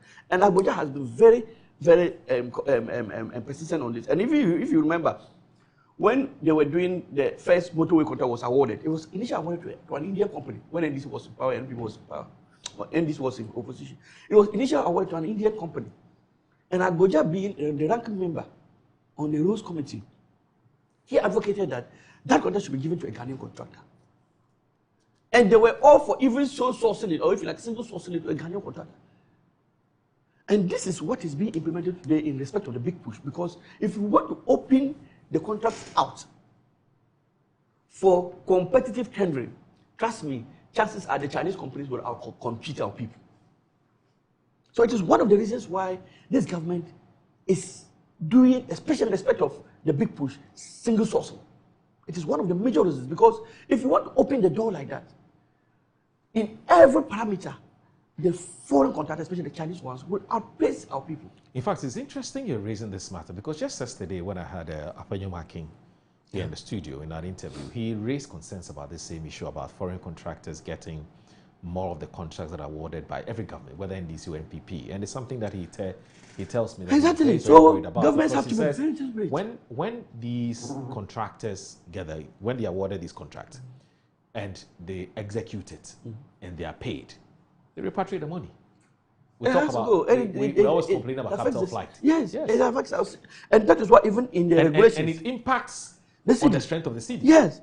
And that is why even in the concessions, we must have what we call the local content regulations. Yes. Just like we have in the petroleum sector. Yes, exactly. You understand? So that once a contractor, even as a foreign contractor, once we win a contract, if you have an engineer who you obviously will bring from China or wherever, you should have a local engineer assisting. Because this is the only way. But you see, the local content law takes care of that. But I think the challenge is that the local content law does not address this particular issue. It has to be specific. Which is you must partner a local engineer. Exactly. Because typically what happens is you award a contract, a foreign how do you call it, a foreign company or contractor wins the thing. All he does is, in fact, he brings his own technical people. Everybody. And just employs the labor. Yeah, the very lowest level. Exactly. Yes. So there's no transfer of knowledge. There's no transfer of knowledge or skills. So skills. it has to be very deliberate. We have to come out with that serious look. And if it's there, we have to be very deliberate about its implementation, so that we categorize all the positions, the engineers, the survey, everybody within the, especially the top hierarchy, where we need transfer of skill or knowledge. There should be a Ghanaian person there. You understand? So that, you see, within 5-10 years, you have us building our capacity to some extent. You understand? But you can't also close the door on this foreign content, because especially, you see, the big push, we are able to do it because most of the money is coming from the big push are local Ghanaian money. Yeah. Ghana money. True. Well, it's local money. So we are able to call the shots. Yeah, you say GOG funded. GOG funded. But assuming you are going for the money from somewhere, it's donor funded. It comes with conditionality. They come with their own people. Yes. But even with that, we should still be able to negotiate like that. We have our technical people partnering with their people, especially not just because of the money involved, but because of what you just said, the transfer of knowledge and skill. You understand? With time, you see that we would be on our own. That is why I would urge that we endorse such a policy. So when I see people trying to run down Big Push, they haven't seen the entire picture of Big Push. Because if you see where, and none of them, nobody, even if you ask the forfeit, nobody has been able to debunk the claim by government that the Big Push was they were awarded solely to Ghanaian contractors. Nobody has been able to debunk that claim. You understand? And why don't we even praise the government for even that step alone? Do we need to throw the baby with the bathwater? You understand? So if a whole policy is there and part of it is good, at least a greater chunk of it is good, and just a fraction is not going according to the way you think, and now because of that fraction, you are now poo-pooing the entire policy.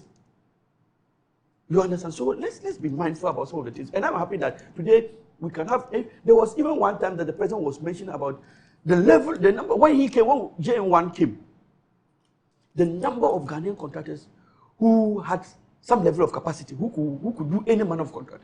The number was very insignificant. But by the time he left power, the number had shot to a huge number. This is the only way we can build our own people.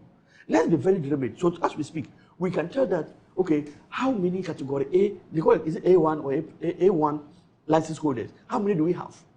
And how do we build them such that they also become internationally recognized? And I tell you that some of our contractors are doing major works in other countries. At least in some African countries that I know. Okay. So capacity-wise, we are building, but we should look at the bigger picture, like I said before, of funding political parties.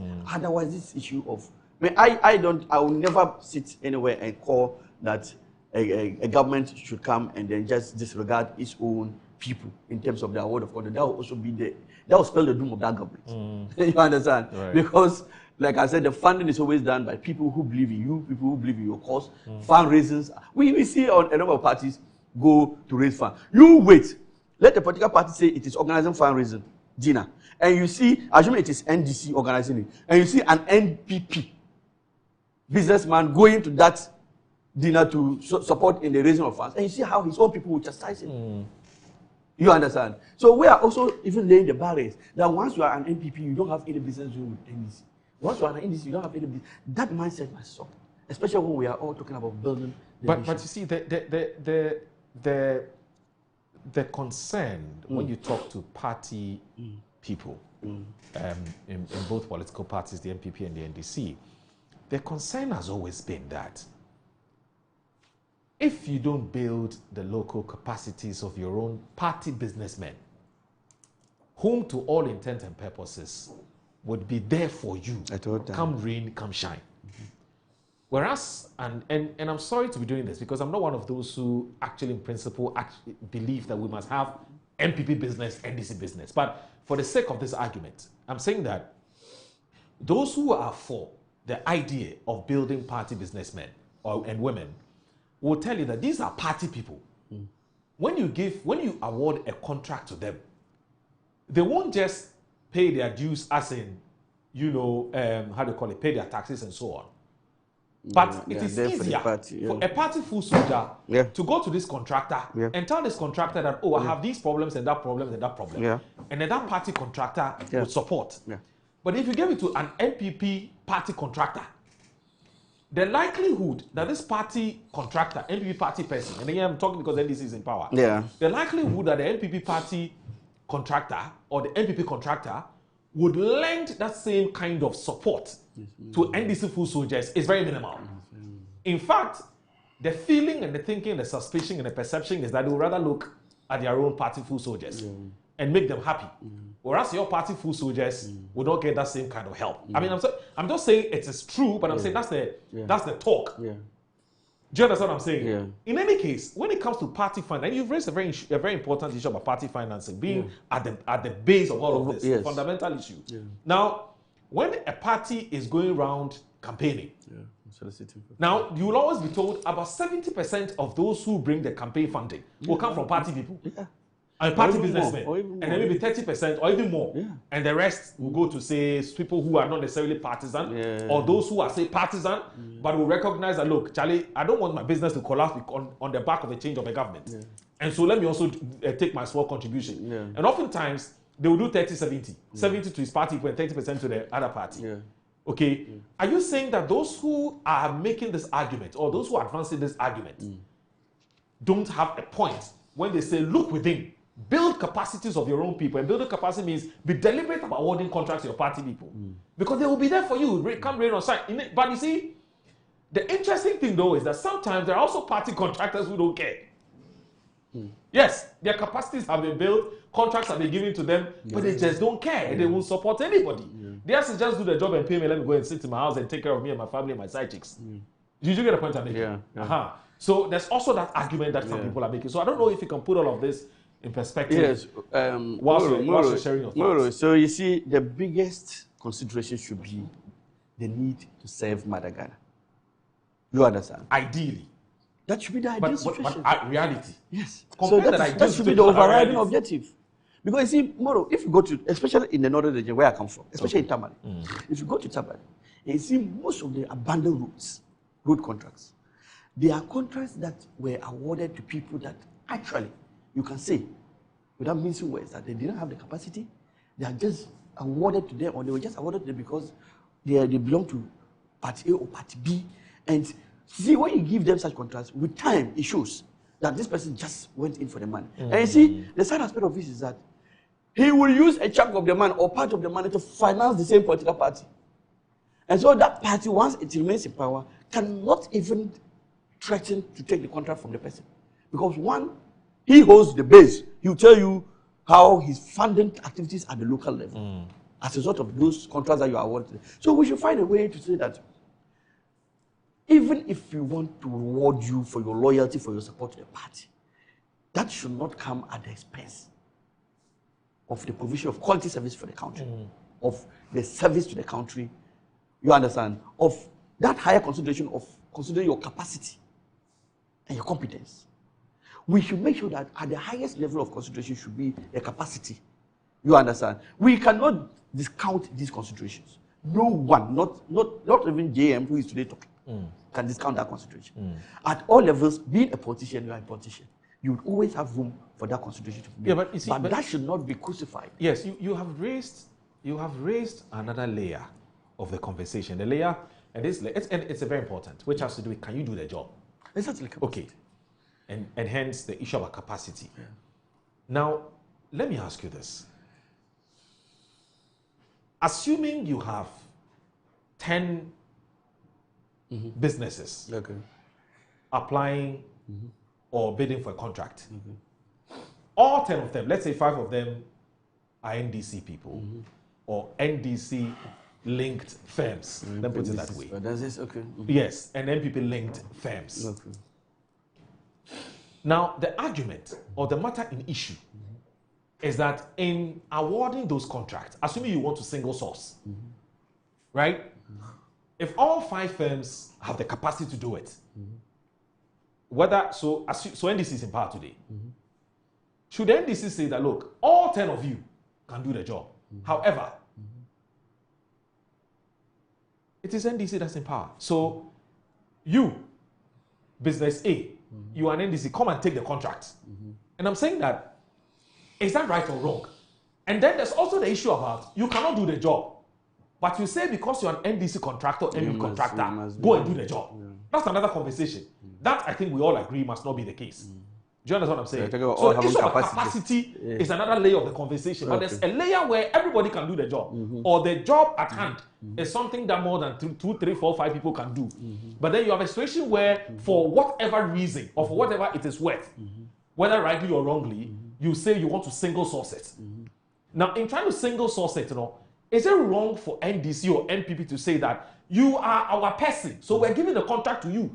That's the question I'm asking. So you see, is it wrong?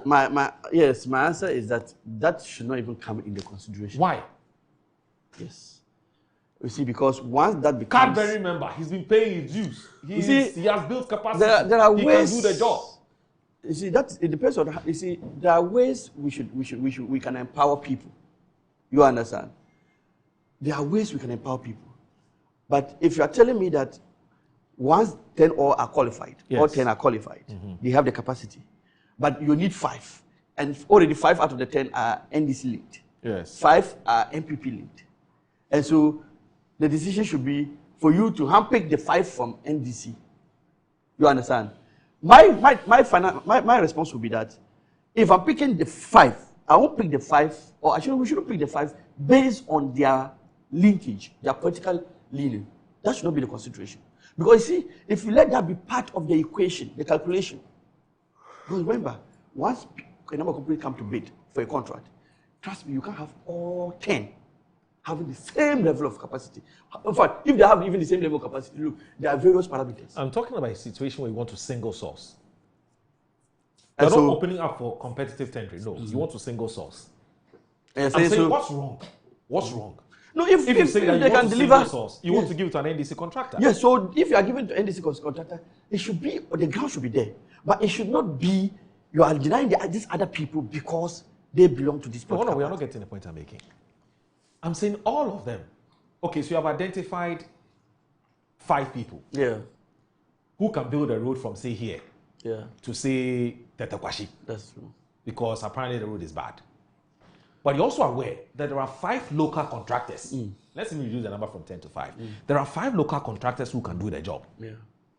Out of these 5 local contractors, 3 of them, or even 2, are NDC linked firms. Okay. And I'm saying that as an NDC government, what is wrong if you decide that you want to give it to this businessman? Because in terms of capacity or all the other requirements that you expect for them to meet, they tick all the boxes. Okay. So what is wrong if a party decides that as a matter of policy, we want to empower or we want to develop this particular contractor? Yes. That is by giving the contract to that what contractor. The president is asking us to avoid. Why? It is not wrong. You see, we're not talking about right or wrong here. Okay. We are talking about how we can develop the country. You don't necessarily need to be doing the right things to be developing the country. You need to be sometimes be deliberate. That even though this is a consideration, but you see, because we want to, because remember, when you do this, then you are paving the way for another party tomorrow to also do the other way. Why not? See, in that case, Yes. that contractor, that businessman who has been devolved to that state, yes, because the party has left power, now you are now going to crucify him for another person who is even now starting. If somebody was deliberate about identifying you, okay, because you are one of them, and giving you or awarding you a contract, and let's say for 8 years you got contracts under a certain regime, another regime comes and says that, well, you know, with the kakre, let our people also come and get a contract sum. You are saying it is wrong. It is not wrong. You see, that is where you are getting me. Okay. I have said that we are not talking about wrong or right. Okay. I'm not saying it is wrong. Okay. But I'm saying that in an attempt to build the local capacity of our contractors, in our attempt to carry everybody along, let's be deliberate about avoiding some of these pitfalls. That's what I'm saying. I'm not saying that taking one decision or the other is wrong in this instance. Because look, if you go to any of the parties... No, what is your basis for describing this as a pitfall? Why? Why is it a pitfall? It's a pitfall because you are creating a situation which will make it convenient for tomorrow another person to also say, oh, okay, this has been the trend when these people were in power. We're also going... No, you see, it has to take somebody... it has to take somebody... Life is about choices. You have chosen to subscribe to a certain party ideology, a certain political ideology. Do you understand what I'm saying? I get you. And beyond even subscribing to that political ideology, you are making financial contributions. You are making financial contributions to the party. Fair enough. Do you understand what I'm saying? Yes. And sometimes for 8 years, you are paying your dues, and there's evidence to show same. Now, your party is in government, and your party says, look, for loyalty to service of the party, and sometimes they go beyond just paying dues. They take our party full soldiers. Every social event, they are there. They are making some small contribution. Now, your party, or this, and sometimes for 8 years, this businessman is not working. Because nobody cares. You are an MV contractor or NDC contractor, so won't give you contract. For 8 years, he's laid his people off. Right? The person is expecting that now that his party is in power, so give me contracts let me be a host. So that my people can also get job to do. answer you on this. Can I be You a say, host? hey. Can I take your seat? Oh, please do. So for just 2 minutes. You put the man in the tight corner. The man cannot answer the question. So Moro, you are pushing him to answer the question. I can answer that question. Moro, the question I want to ask you is yes. The question I want to ask you is yes. That decision that was made by the previous government, you were in opposition, you were suffering all the the issues. Yes. That decision that was made by the other party, in your current analysis, will you tag that? Will you capture that as being the best decision for the country? It was unfair to so me. It was wrong. How do you correct it? How do you correct it? I will correct it by accepting the reality that for as long as my party is in power, I'll get something. If my party is not, I don't get anything. No. I'm not talking. You are not speaking as a contractor. You are now the decision maker. I'm putting you here as a decision maker. Okay. You've seen that wrong has been done. Yes. The wrong pattern has been the pattern of the day. Yes. You are there. Yes. And you are challenging yourself that I want to be a statesman. Yes. We want to see how we bring an end to this. How do you, as a decision maker, bring an end to the situation? Because I'm not asking you because. How do you? I'll streamline it. I'll fix it as the president. So let's know how you do it. Of course. For me, I'm president. I'll give. If you can do the job, I'll give it to you.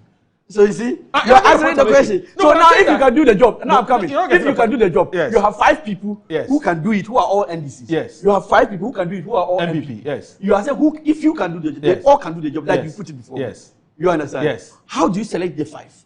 Oh, I'll select them if I'm president. If I'm president, I'll select the ability to do the job. No, but I'm just. But the question I'm asking, you see, you have come back to the answer I was giving. I'm asking. I'm telling you, you see where I want you to understand my situation. But also, don't forget, there's a wrong that has been accepted as a pattern. Yes. We are not saying that you don't look. More let me come. Okay. There are ways you can reward party people. Yes. There are ways you can reward investors. Let me tell you. Look, my major decision is that don't crucify capacity, quality to deliver on the altar of party affiliation. That is my that we all agree. Yes. So my word is that if that has been the pattern, that because in the past it has always been one-sided. If you come and you say you can only accept the norm then you are not helping to fix the situation. So let's get to a situation where, okay, the financiers, how do we reward them? What system do we have to the people who have supported me? You see, what system do I have to reward them? Fantastic points. And this is where you and I would draw the curtain on this matter, and then I can come to Honorable. You see, that promise. I thought you were going to. You want to answer him? No, I'm not going to answer you. I'm going to ask you a question. I'm going to ask you a question. The policy decision, to be fair, and to make sure that whoever can do the job does the job, regardless of which party they belong. Yeah. It's also based on a certain assumption that when you are not there and another party comes, they will do same. It's based on that assumption. So the NDC contractor who has been told that, you know what, even though you qualify to do the job, your other friend also qualifies to do the job. So let's give the job to him. Yes, I recognize the fact that in the last 8 years, it's not worked because a certain party came to power and decided that you are an NDC contractor, so won't give the job to you. Now, in all of this, you must also remember that who you give contracts to has a direct impact on how your party's base feels. Exactly. So yeah. In all of this, yes. I think it hasn't really come up in, in the conversation. Yeah, that has been part of the conversation. Okay. And how, when you go to the polls, the numbers would manifest. I'm saying that, my question to you is this, that if you come to power and you decide to create a fair playing field, can you trust? No, when I say fair, I think you can do the job, get whether party A, B, C, or D. Once you can do the job, get the job done. For me, and as the president said, for him, it's about getting the job done. It doesn't matter who gets the job done. When there's a change of baton, and the other party wins power, and they come and say, okay, as for us, we're going to look within. What have you done to the NDC contractor? Yeah, that's very true. That's very true. You see, let me tell you, today, the Ghana we have, look, there are a lot of people. That is why they are telling you that, apart from looking within, there are a lot of people who are not necessarily NDC or MPP. Yes. You understand? Yes. And these people look at the style of governance of. Yes, they are not partisan. They are not partisan, and they constitute a chunk. So if you are just looking at your core base in making governmental decisions, chances are you would hold your base, but you lose these floating voters. You understand? These people who would always take certain consideration before electing. So if everybody sees you to be somebody who comes across as somebody who wants to build a united as one nation, bringing everybody on board, this is how you are seen. And then the other party paints itself as being so partisan in everything, in terms of governance. Trust me, you, even though you may suffer some casualties within your party, trust me, you have a lot of people who are fair-minded, who agree with you in terms of the style of government you want to do. Lastly, before I conclude, you know, we've always said that the thing that kills African countries, especially that makes democracy difficult to survive, is a winner takes all something. That winner takes all mentality is what we need to kill. Because you see, look, in Europe, in America, and in most of the developed countries, even somebody can get up today. But that's sorry, I beg you. That matter itself is another conversation I want us to have. Whether indeed our democracy is a winner takes all. But you continue. Because I disagree. But you go ahead. Today, what we practice is winner takes all. I said I disagree, but you would have that conversation. Maybe you can, okay, maybe for another time. So I've translated your thoughts enough. So that's why you have allowed me to laugh before you even come. You see, now you have parties, especially when it's getting to 8 years, you have parties doing everything possible, even if it means putting the security of the state at risk. They will do it because they cannot afford to be in another opposition for 4 years. And it's all because it is just one man chop. It is when this party is in power, that is the only side that chops. The other party has to starve. And so when it is getting to elections, it becomes do or die affair. You see, if you want to address that issue, you have to address it by starting with some modicum of fairness in the way your governance works. So that people see that even if a party is in power, it does not necessarily mean that everything is taken by the people who are linked to that party. Else, the other party that is not linked to it, they will do everything even to put the security of the state at risk. Okay. And so you think you are serving the nation, by being so partisan in everything you do. But at the end of the day, you are making it even riskier for any party to govern. Okay. Because someone will say, if you cannot have it, you can spoil it. You understand? So people will try to create some insecurity, some anarchy in the country simply because they cannot afford to be in another position for 4 years because they'll be starved. Okay. Alfred, I want to know what you also think. I'm really shocked. You know, Honorable is finding it difficult to answer simple questions that you're asking him. And I'm just looking at him and I'm smiling because the answer is straightforward. Someone has helped you to come into power. Someone has sponsored you to come into power. And then you turn your back on the person. It's not done anywhere. I mean, weren't we in this country when Burkinabes were being praised for constructing the best roads in this country? The Omaro Kanzo Construction Limited. Have you forgotten? Kanazoe. So what happened? Kanazoe. If today the president is learning from his predecessor and seeing that now a company like Maripoma, who is a very good friend of the president, is getting a job under the previous government, then it's good for him to learn and learn it well. Because we were not discriminating. We believe that we should give Ghanaians the capacity. We should build the capacity so that tomorrow they can also move out of this country into other countries and also become the Ghanaians who are being called the Burkinabes of the Kanazos. We build capacity. You have to be intentional about it. Because if you don't build your people, who will build them for you? If you don't build your people, who will build them for you? So this a year of now that he's seeing the light, I don't know, but recently it seems like the president, after 1 year plus in office, is seeing a lot of lights. He's seen a lot of lights. So what's your answer to the question? Now, you said I could answer. I want to get your answer. I'm learning from you, so I want to get your answer. He's seen the light that his people are included to attack in the president. He's asking you to answer the question. He's seen the light that now, Alfred, we should not give road contracts to Burkinabes, but we should give it to Ghanaians, who we have to build their capacity to get to the level of the Burkinabes who can also travel out to do you want to know the number of foreign contractors who got contract under your government? You want us to start listing them? Sir, when the host was asking you questions, you said he was attacking your thoughts. Now I'm giving my thoughts to flow. You are now attacking my thoughts. You haven't answered the question. Because you are becoming jittery. So relax. I haven't attacked you. I'm just asking questions. And these questions are for Ghanaians to know.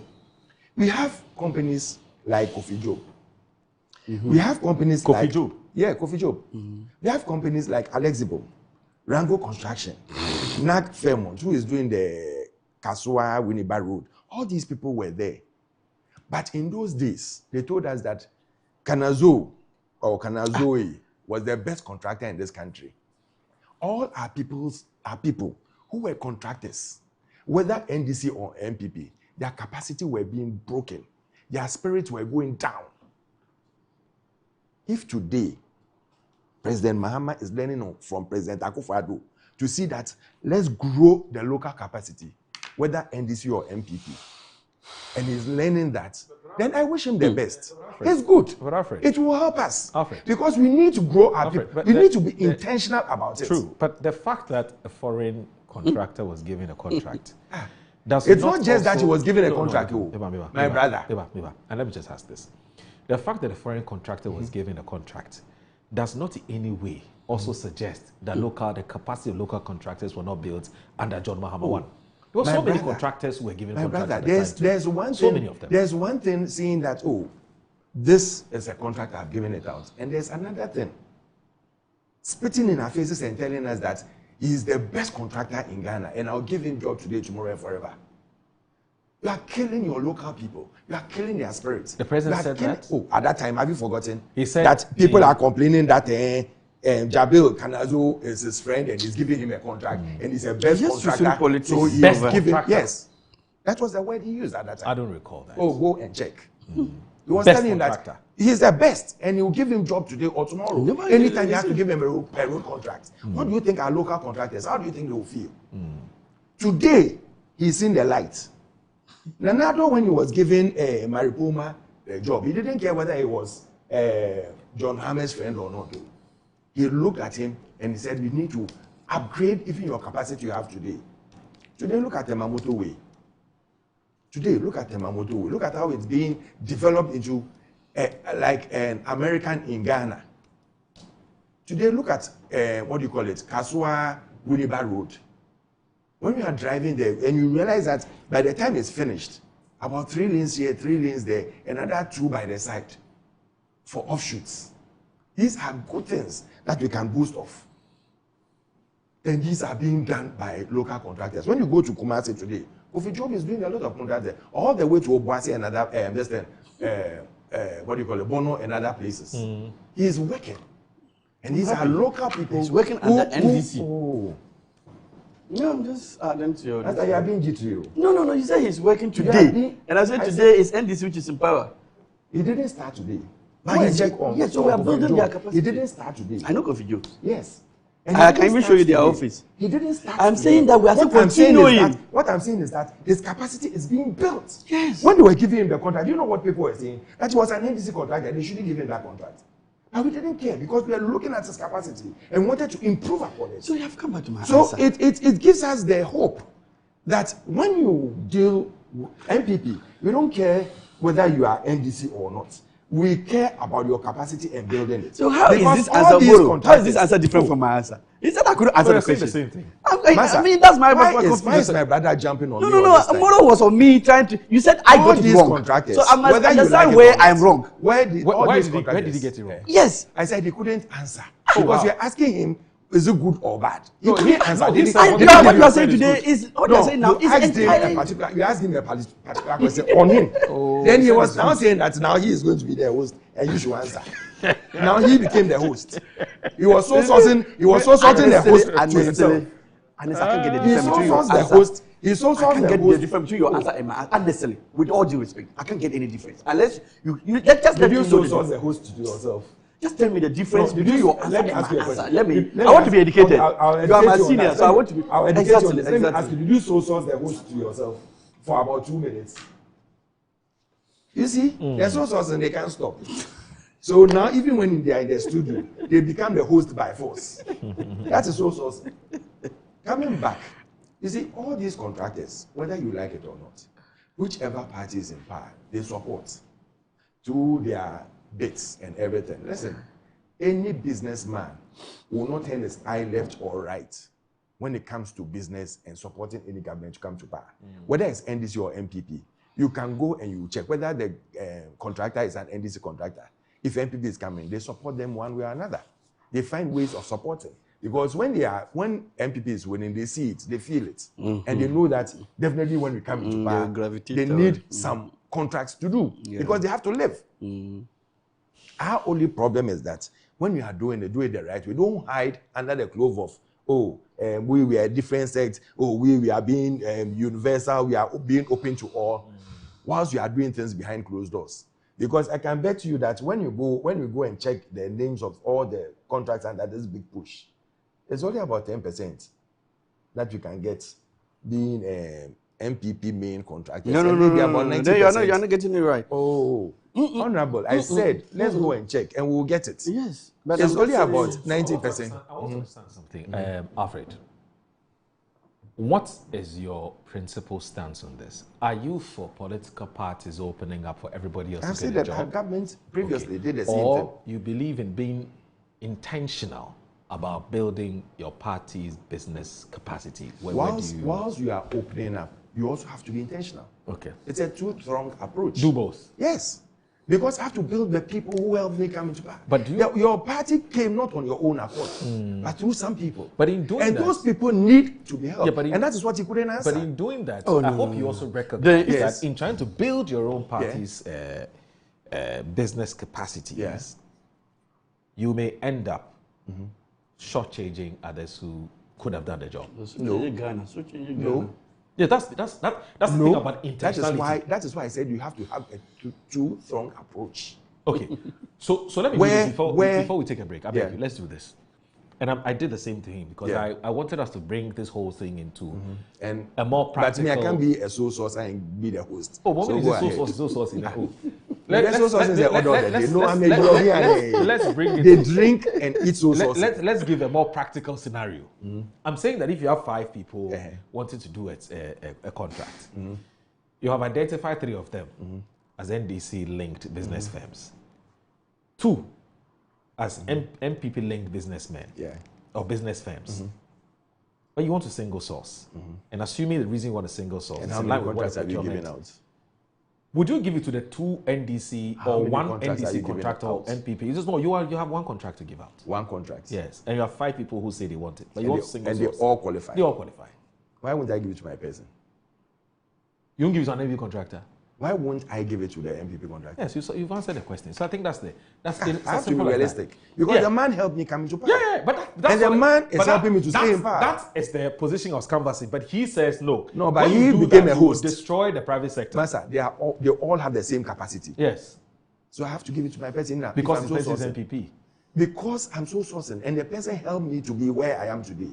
But that's where you disagree. He doesn't disagree. They do it. No, he disagrees. They do it, but he can't answer you. And that is hypocrisy. That is hypocrisy in the highest order. That is the order of the day. I am telling you that. That is their order of the day. I am telling you that.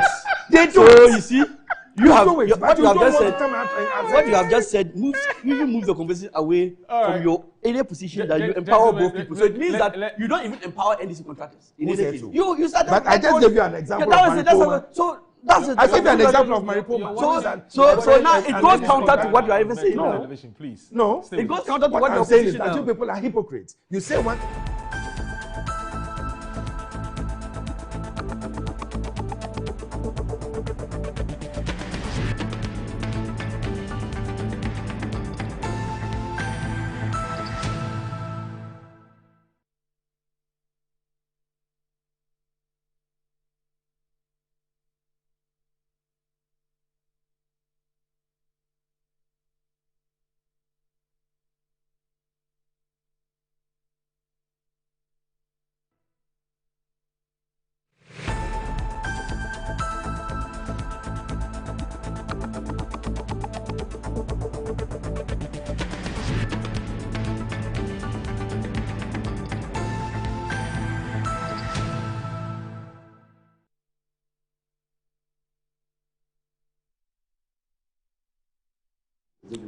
All right, so you're watching Good Morning Ghana on the Metro Television. My name is Awudu Moro, and I'm here with Mr. Alfred Thompson, who is a national treasurer aspirant for the New Patriotic Party and also a member of the MPP's communications team. Also here with me is Abdul Fattah, who is the MP for the for the Yendi constituency. That's Abdul Fattah Al Hassan. I nearly yes. I nearly dropped the surname temporary. Okay. So I have some messages here, and in reaction to the conversation we just had, which is better? Must you be intentional about building the capacity of your own people, or just open those doors for everybody else to get an opportunity? Now, Sani Saliu, who is my first tester. He says that in Accra, from Accra, says that, look, assalamu alaikum, my brother. Preferential treatment comes into play if a party member is better in terms of capacity compared to others. So if the country is on reset, the presidency should be seen to be doing things differently and in apple pie order. Having pushed the country to the abyss in the last 8 years, partisan considerations over competence should also die like a dodo. The chain of benefits from WAGs, though jovial, is a naked fact. The resetting agenda covers all. Good morning. Sandy Saliu sensed that. Kojo Chumbafo. I know he will come. I was waiting for him to come first. I was waiting for him to come first. I'm shocked that he's not coming. Why are you jittering? It's just the name that has been mentioned. So he hasn't even read the name. I know whenever I come here, no, Kojo is like that. Kojo is always on this show. What does he say? You want to know what he said? So he's praising you. What is he saying? Oh, he's praising you. I said, tell me I agree. Kojo, I hope everything's going well. The financial intelligence, please. Kojo Chumbafo says, please. Which democracy isn't winner takes all? When the MPP are in power, you journalists never talk about winner takes all. Did we campaign to do power sharing? the deputy CEO of the Scandal Development Corporation, Alfred Thompson, has forgotten that his government destroyed several banks under their leadership, sent 40,000 young people onto the streets under banking finance reform, and plunged us into DDEP. You so sourced 90% of all projects, including the National Cathedral, spending $95 million to leave us with brown ginger minge in the center of Accra. Talking about the cathedral. Ask Ojo that when they were giving banks support, when they were giving them, no, just a quick one. When they were giving them support, you can. When you came here, Harriet was very sweet. She gave you a pen and paper because she knows you want to respond. I have my book. You brought it yourself. Yes, okay, I thought it was Harriet to give. The Harriet news. All right. It's my Ghana she didn't give me. Alhaji Hamza from Pig Farm. He says, good morning, my brother. Permit me to use your platform to commend President Mahama for the bold steps he has taken to solve the issue of winner-takes-all system. But in my humble opinion, certain political parties in this country would never and would not agree to that. And I'm talking about MPP. Yes. It takes a president who cares much about his citizens and who has the capacity to do the work. Moro, I can mention to you names of contractors who are MPP contractors who are being awarded with big push contracts, which is even sole sourcing contracts. But the president has no problem with that. But this is the same political party who will turn around and attack the government because of sole sourcing when they are the same people benefiting from it. And that is where my problem comes from. Now, Samuel Brian Boabeng says, Moro, Kojotu Mboafo should rest. This is not the reset they promised. We are in a mess. Samuel Brian Boabeng. Short and precise. Now, this one here from Prince Henry, who is as aspiring Eastern Regional Communications Officer of the NDC. Prince, I hope you're doing very well. Fantastic all chat. The best. He says that, he says, no wonder Dr. Bawumia said he would choose Ghana card over Rhodes. So hearing Richard, you're talking about Richard, but he's not here. So it means that he's falling short of everything. Because he wasn't listening. He was, I'm sure that he just...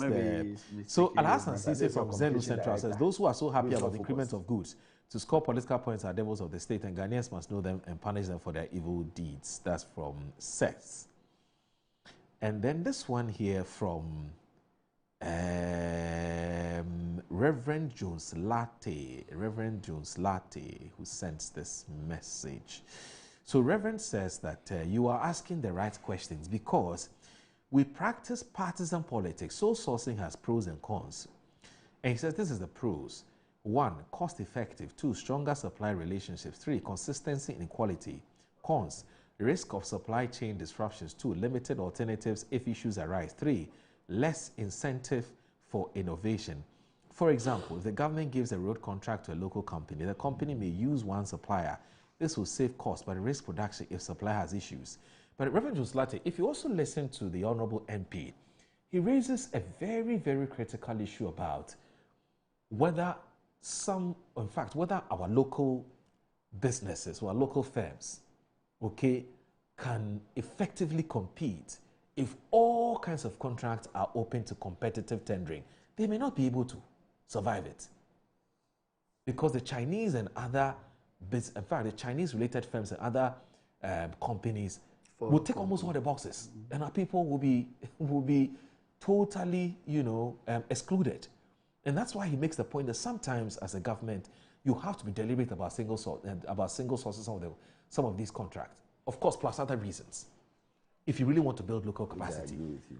So yes, your point about the advantages of opening or doing open competitive tendering is a valid one. But we have a peculiar situation, and if you don't look at the nuanced nature of the matter, it is very easy to say, when you do this is bad, when you do this it's wrong, or it's good. It's not as binary as sometimes we make it seem. So Carlos from Ododo, he says that why is the NPP representative hijacking the program? Is sole sourcing corruption? If sole sourcing is corruption, then it means that they themselves are extremely corrupt because they are desperately searching and digging everywhere just to find something to call corruption, yet they cannot find any. At the slightest issue, they jump on it and start shouting. Look at how he's even sweating in the studio. They should change the approach, and the NDC representative should stand his ground and challenge him firmly. Why is he being so gentle on the program, Carlos? And I say, God bless you. This is a problem you guys face all the time. I said, whoa. So Ali Horeya says that, good morning, brother. Ghanaians are more comfortable under this government than all the other governments in the history of this country, especially under the Fourth Republic. Ismaila Horeya Ali, the Greater Accra Regional Zongo Caucus Coordinator, aspiring for National Zongo Caucus Coordinator. For which party? Kojo Chumbafo is back. I think he's responding to your response. You should allow other people to talk a bit. Right. He's hijacking this. He wants to do it like a sole source contract for himself. He raises an issue. No, he wants to do it as a sole source for himself. Raising the issue, so you should keep quiet. He likes, he should give others the chance. So he shouldn't talk? No, so others should not talk. No, but others are talking. Well, I read a lot of messages. I didn't see. I've seen one from an NPP person that I haven't read. Kojo Chumbafo says that, look, we didn't destroy the banks. We tried to augment them to stay in business. How many times? The banks were distressed to the tune of 9 billion cedis. The MPP used 25 billion cedis to solve the problem. By the time they were done, 40,000 people were out of work. We had lost our savings and pensions. We were told there would be no haircuts by the president. By the time we realized not only were we Sakura, even our public hairs had been shaved. Whilst we slept under the guise of DDEP. I'm waiting till I am 88 years old to get my stolen pension. Charlie, this matter. Consistently. Tell Kojo that if I want to go into this banking reforms thing, he wouldn't have anywhere to sit. Okay. So the things they did under the guise of money laundering. Mystic Wonder Avuko. Today's your birthday. So Mystic Wonder Avuko. Gentlemen, hold on, I beg you. Mystic Wonder Avuko inside in Sawama Dojo. Today's your birthday. Happy birthday, my brother. Happy birthday. He's been sending us messages consistently. Yes. So the honourable member of former member of Parliament for 2nd, and also a private legal practitioner, and also a former minister, a former deputy minister. I'm sure that you have an idea who the person is. So I'm talking about the Honorable Andrew Ejapa Mensah. He sends me a very interesting message. This is what he says. Ordinarily, every patriotic Ghanaian should commend the president for the statement he made at the Kwo Business Forum relative to award of contracts to Ghanaians devoid of political lenses. And he says, kudos. However, how do you reconcile this position of the president with the several young people of this country who have been dismissed from the public service because they were deemed to be MPP people purely on account of the fact that they were recruited during the MPP administration? I speak of Ghanaian youth who were recruited way before the transition period. Youth who were recruited as far back as 2017-2018 in agencies such as NCA, Maritime Authority, CSA, and many others. And he says double standards comes in 2 question marks. Now, it says, in any event, most of these contractors were in the system long before JM1 survived and built capacity during the era, were maintained and given jobs to build additional capacity under President Akufo-Addo and are still in business. The Maripomes, Kofi Jobs, etc. readily come to mind. No issues there. But Andrew, the matter about those who were sacked, it's very wrong to conclude. It's been corrected, isn't it? No, it's at least some of them went to court. No, but you see, up to now there are some people in court. Where Andrew, it was Bank of Ghana that they corrected. They recalled them. It was only Bank of Ghana they recalled them. Really? Yes. But that was not what we're told. I said it you was remember Bank there was of a commission Ghana. that was put into the there was a. I have a friend who was at what do you call it? Ghana Gas. Yes. At the moment, she's not working there. She's working at another company. No, something telling you that. So we'd have to cross-check this. I said they were not recalled. Because there was actually a directive. But they went through the process. He said some were recalled. Yes, some were found. Really? The recruitment process was found to have been flawed. How? Yes. Yes. So they were not taken. Those whose processes went through the right way, they were recalled. What do you mean by some have gone through the right way? What were the reasons we decided? What were the wrong way? One, a lot of them, the public, the recruitment processes that were supposed to be followed.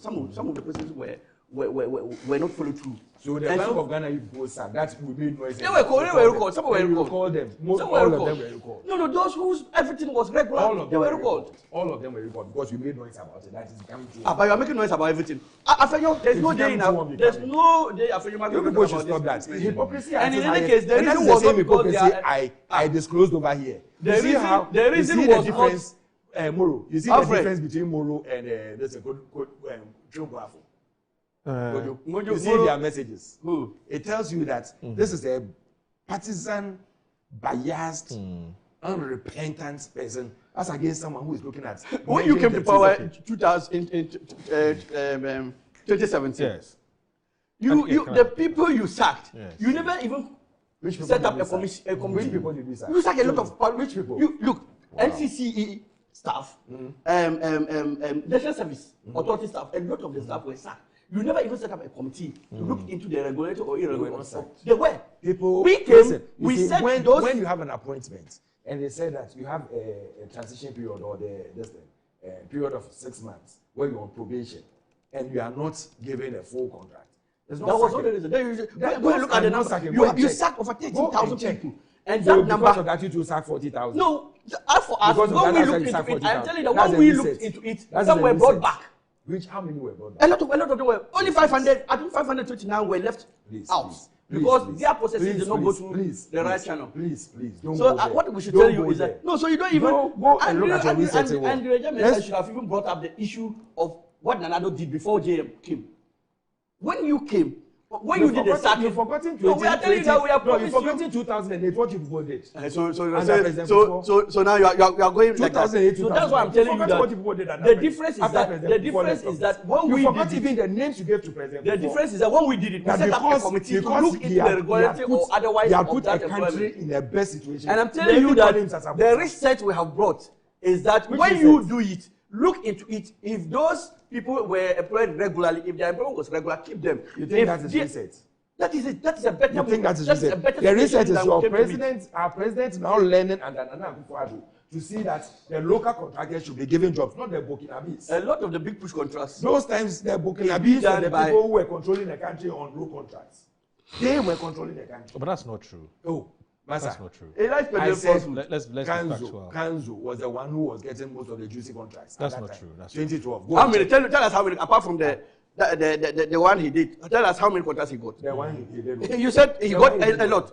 The one the president praised him for. Apart from that one, mention any other contract that he did. So you say he did a lot. But it's also just one contract that way. So don't foreign contractors do contracts. Just one contract that he got a fourth from it. No, you are saying he did a lot. And if you had 5, you would have gotten 5 fourths. Give us the lots. You would have gotten 5 votes. Okay, let's do this, gentlemen. Let's, so, gentlemen, you recall that sometime, must have been January this year, there was a big story about the losses which had been occasioned as a result of the gold trading business, which the Bank of Ghana, Gold Board, and were interested in, were engaged in, yes. And it became a big topic. I mean, the minority had insisted that the Bank of Ghana and the Gold Board were making losses. Sami Jemfi, who was the chief executive officer of Gold Board, had to come out to say, no, Gold Board is not making any losses, and that the books and that the losses are sitting on the books of central bank. Were losses. The central bank itself came out to explain why the losses had occasioned, and we're still talking about some accounting process, a little complex. So I don't want to bore people with that, but he had explained that the nature of the business was such that some losses were going to be occasioned, but it was for a worthy cause because the currency has stabilized. And then you're looking at the knock-on effect of the stabilization of the currency, or the ripple effects.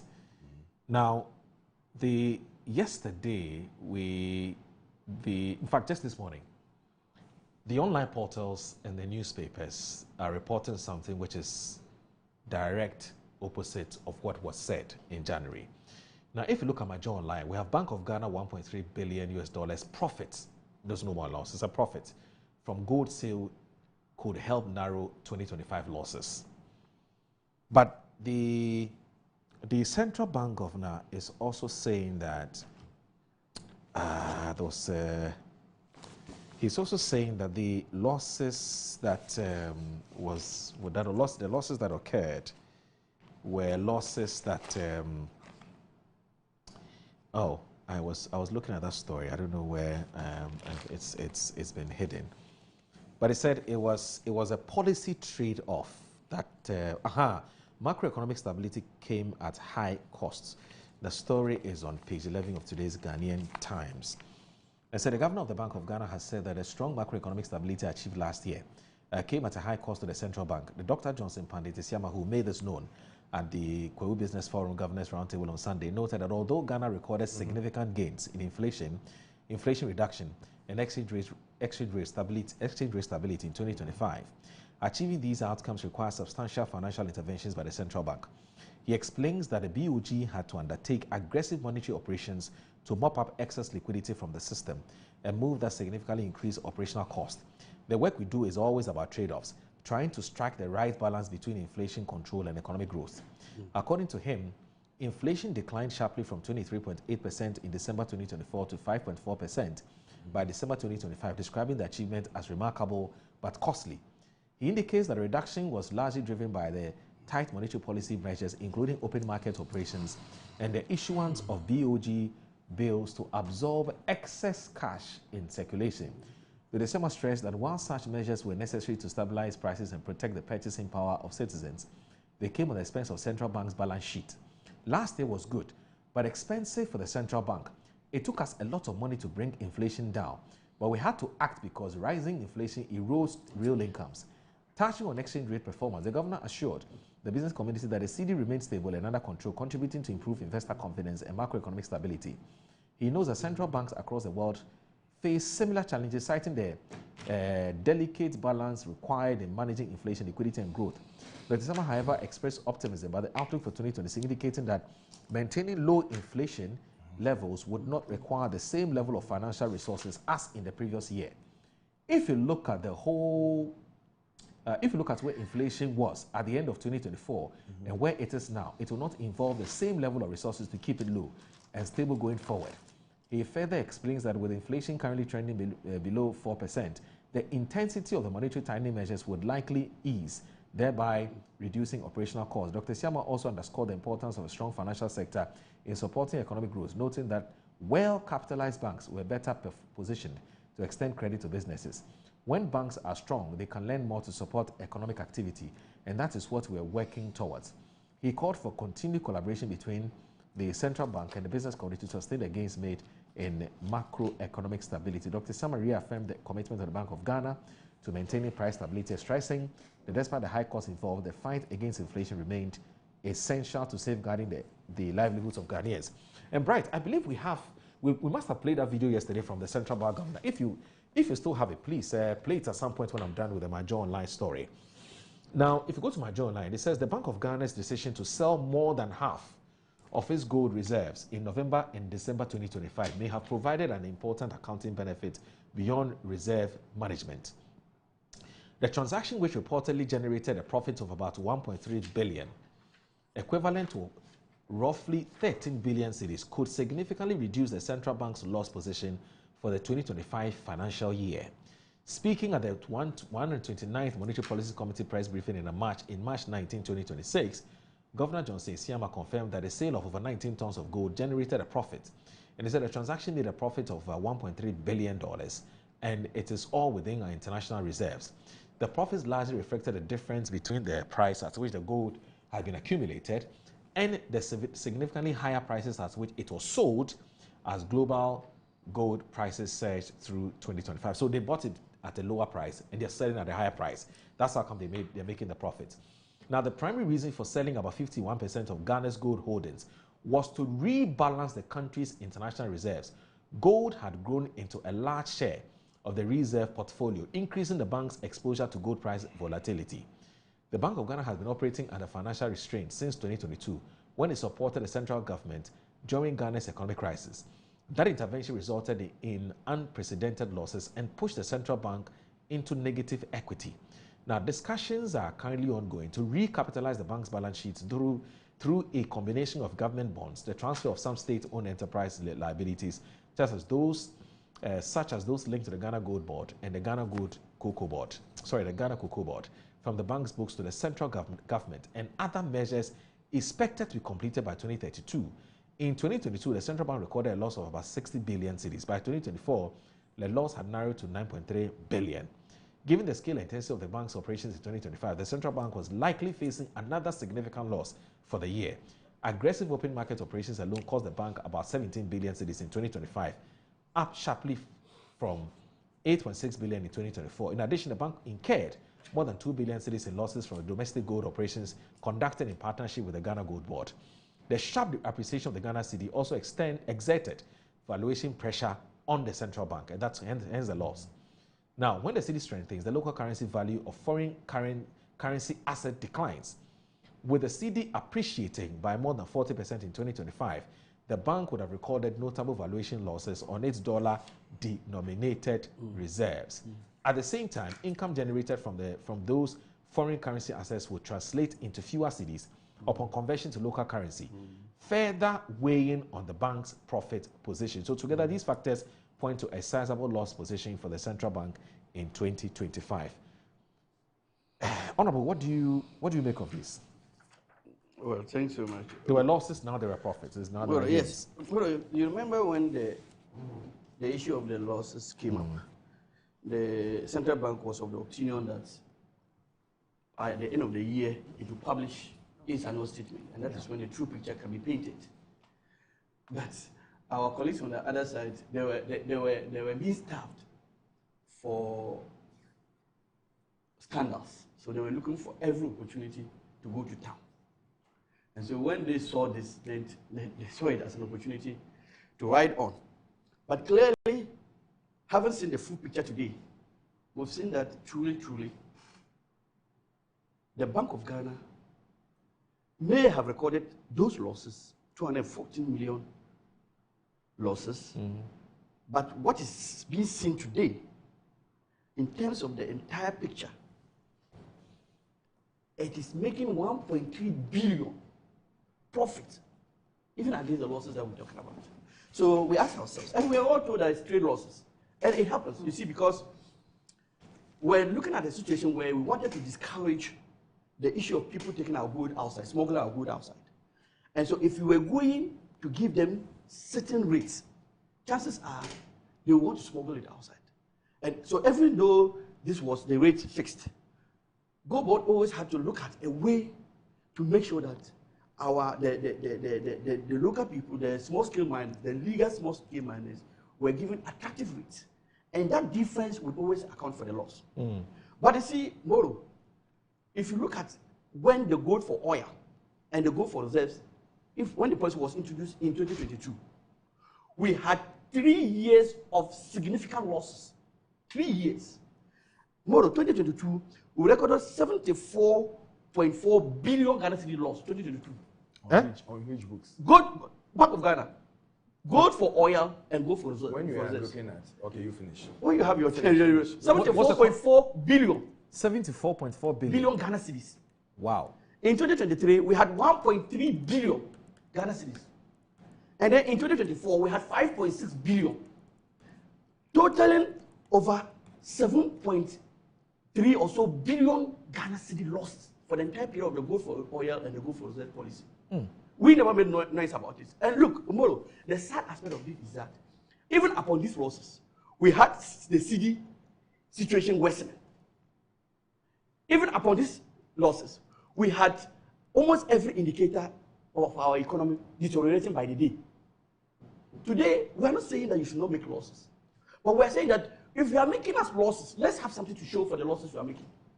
Today, yes, we may have recorded just 214 million US dollar. We are currently talking about a cedi to dollar rate, which has been highly stable, one, and it has increased over 40% in the last 18 months, if you like, or if you like 15 months. You understand? And so there's something to show for whatever loss we have. So if you even convert 214 US dollars into cedis, you are getting like 2.something billion. So it should tell you that we have a better system at hand today than we came to meet. Right. You had losses throughout, and there was nothing to show for it. Today we are told, with the current profits that are being posted by banks, that commercial banks are making 100% profits, 100%. And you are seeing it. AGB has just posted theirs. GCB, they are making profit. NIB, which was basically on its needs, is currently up and running. And so, these trade losses, and if you look at it, it was necessary to secure us where we are. And remember, when we introduced the gold bond, our objective was not to make profit. Our objective was to generate enough foreign reserve to strengthen the city. So you should look at a policy, whether a policy has failed or not, based on its objective. And not based on what you are seeing to be a loss. Because if the objective of gold bond was to make profit in the buy and sale of our gold, then we can say that gold bond has failed. But if its primary objective from inception was to stabilize our currency, was to enable us to generate enough foreign reserves to be able to even increase. Today, we are talking about our reserves to be in the region of 3 months. Our import cover to be 3 months. They were then left at 0.8 months. So when they were leaving us, if we had had any crisis, our reserves could only carry us for less than 1 month. What we had at our central bank could only carry out for only 1 month because it was 0.8 months. Today, with the inception of gold bond, our reserves can carry us for 3 months. And with the new introduction of the Ghana National Reserve Policy, the Ghana, which the Finance Minister has just introduced, we are looking at moving it from 3 months to at least 15 months import cover by 2028. So this is a government that is in motion, that is seeing the bigger picture. We should be prepared to shed some losses. We should be prepared to have certain losses in this journey. But the overall picture should be, are we good? Is the economy looking better? Is Bank of Ghana now in a better position? You understand? Today, look at interest rates. Interest rate, if we call it reference rates by Bank of Ghana, it has dropped to 10.01, which means that if our banks, when you were living, banks were charging us interest for at a region of 35%. If you went to take loan, you were going to be paid to charge an interest of 35% by a commercial bank. 30 to 35%. Today, banks are charging between 15. They are charging around 15%, 15 to 17%. It's not true. It's true. That is the interest rate. Okay. Because the reference rate is 10.01. Tell me the reference rate is so, because it was 11.7. And with the last monetary policy that was right. No, the Ghana reference rate is 10.06. That is it 10. Yeah, 10.06. 10.06. That's fine. It was 11.71. Yeah. You understand? And it's been brought down by almost 160 basis points to 10.06. And look at it. It has, as a result of this downward movement, which has been the same for over 15 months now, it has brought this interest rate that banks would have charged you normally to around 15%. We're doing over almost 30% during your time. So all these things are the objective of what Global was setting up. Because if we are able to have enough reserves, if banks are able to have that breathing space, and look at it tomorrow, do you know that today, even with this good interest rate regime, banks are still not able to give us the full benefit because the DDEP that was introduced, the banks are still struggling to come out from the shops. If you listen to the current GCB managing director, Farhan, he said that even though the banks could have easily passed these benefits that we are getting from the central bank to consumers, to the public, it is not able to do that currently because it is still struggling to recover from the shocks of the DDEP because a lot of their funds were locked up. You understand? Because the DDEP extended the tenure of the money they invested and then brought down the rates. And so even now, banks have to even diversify their portfolio so that they don't only go in to look at interest as a source of earning. Because now that window is closer because if your major source of revenue was interest on these bonds you were doing, now it has shown to you that that interest can be brought down by a mere government policy like they did with DDEP. And so you have created a mess. There's the government trying to fix it. And just because they said there was a trade loss of 214, everybody went to town. And I don't blame them because they are looking for scandal. They are not getting scandal. And so when they hear single sources, which was the practice, which has been brought down which was a practice around 90%, which has been brought down to that, like 44%, and they see as a sector because now they don't seem to see it to get any scandal. So I don't blame them when they go to town with some of these things. But the ultimate picture is that the Bank of Ghana today is in a far better position than it was before. The gold board innovation has brought in, look, I hear most of them saying that we've sold some of the gold. If you have gold sitting there and you have a good thinking government that says that instead of keeping it as gold, let's rather go sell some and keep it as foreign exchange to use it to show our local currency. All right. And by doing that, they have succeeded. Are you attacking them for that? Okay. You understand? I would rather have that government sell some amount of our gold reserves and still keep some. You understand? Because even across the world, it will tell you that even in Africa, almost all central banks, there's some level that they all keep in terms of their gold reserves. It's between 20 to 25. Yes. You understand? So that reasonable level should always not be missed. But we're not doing badly at that. Okay. But it doesn't mean we should keep that much when indeed our currency is struggling. Let me tell you about MNC, MNC Group. The MNC Group, that's your number one partner in minerals and food commodities trading, real estate development, general logistics and procurement, management consultancy, investment advisory, import and export. They have headquarters in East Legon, Accra, Ghana. MNC Group, they also have offices in Dubai, Hong Kong, and then Guangzhou in China, Johannesburg in South Africa, Virginia, USA, Arezzo in Italy, and also Hanover, Germany. Now, we connect markets that drive business growth with tailor-made solutions to meet your needs. So trust us to maximize your value in every deal. Reach us on MNC Group at mncgroup.com. That's mncgroupgh.com, or call the following numbers: 0302 998 246. There's also 02655 05337. So 02655 05337. And also 056 103 2252. 056 103 2252. MNC Group, totally reliant. Alfred, you have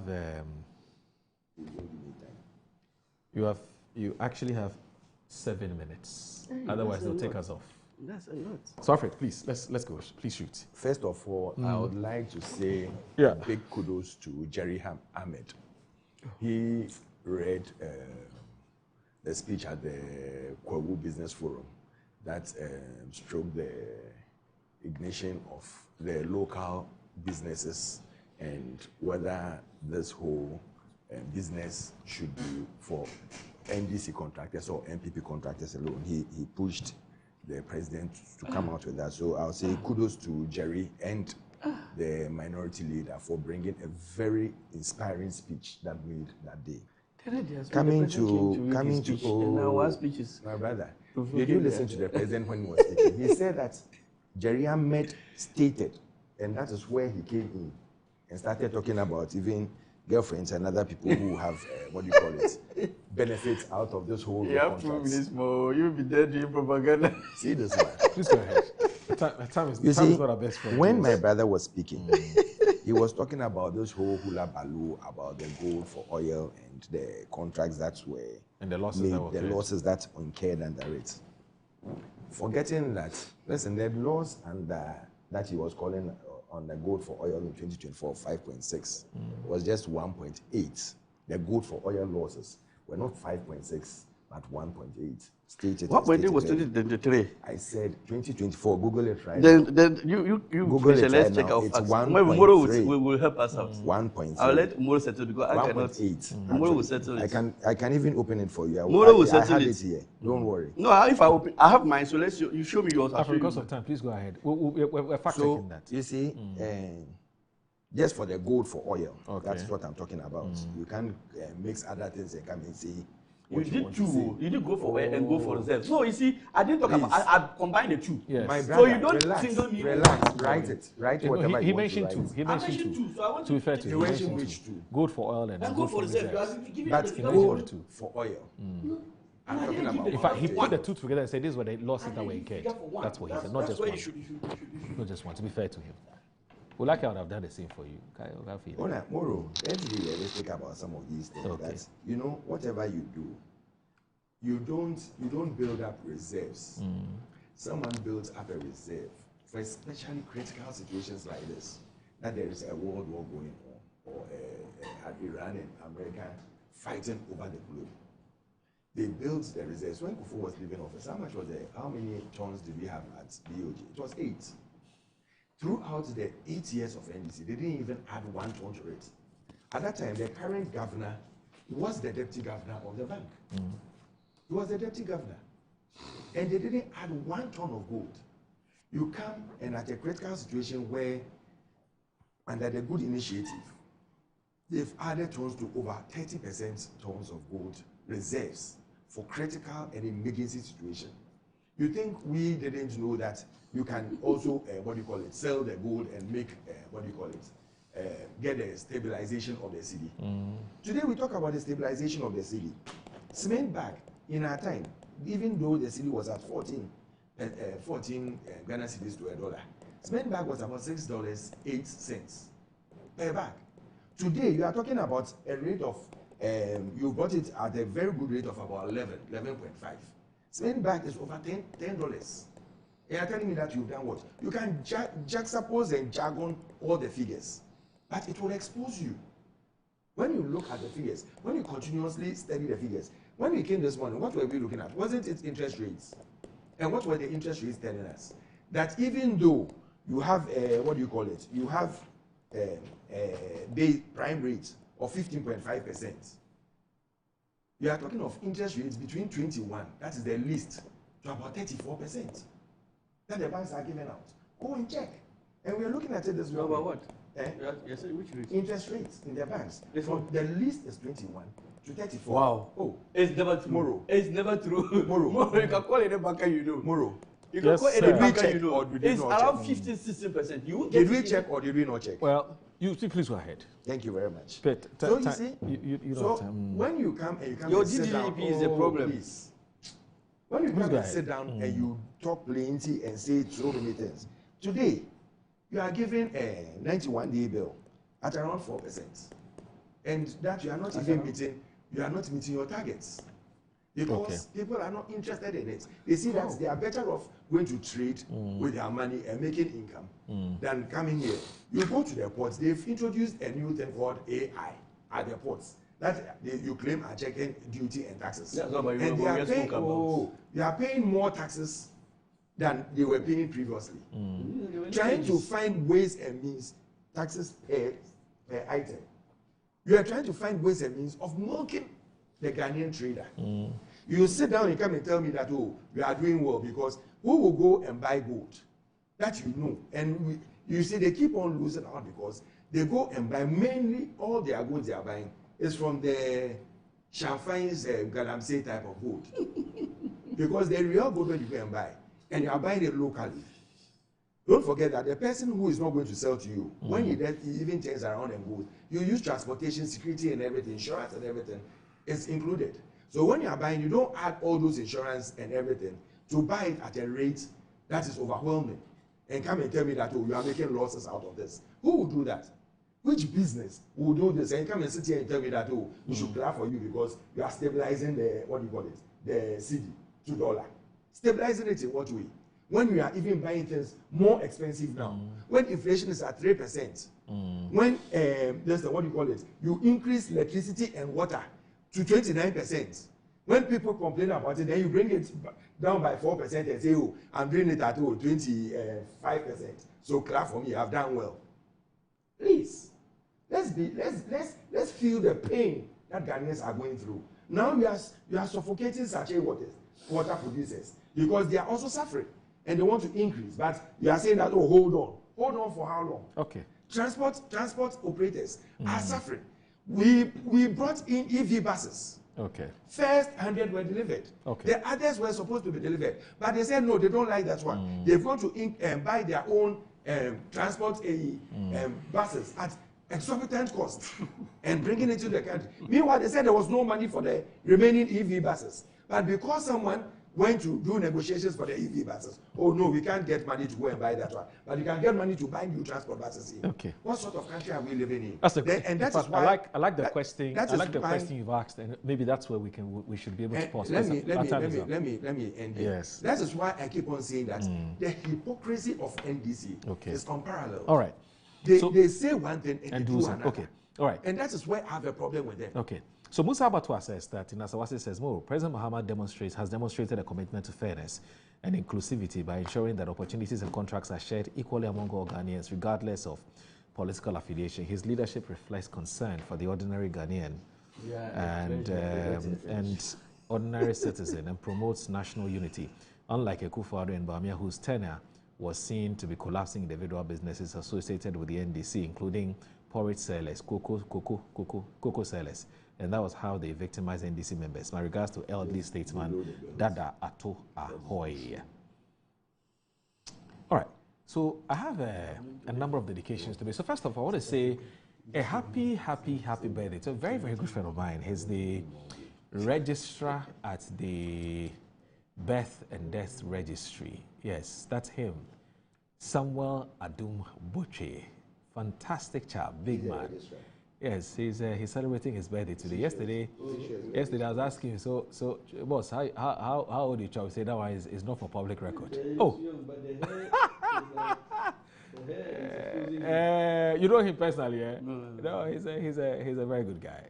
Very, very good guy. But this Samuel Adum Boche. It's solid. I like this picture. Yes, he's a registrar of the Birth and Death Registry. So now I have, in fact, his staff has actually sent a message to be read on his behalf, and I guess that I'll just my friend. He says, look, just 1 second.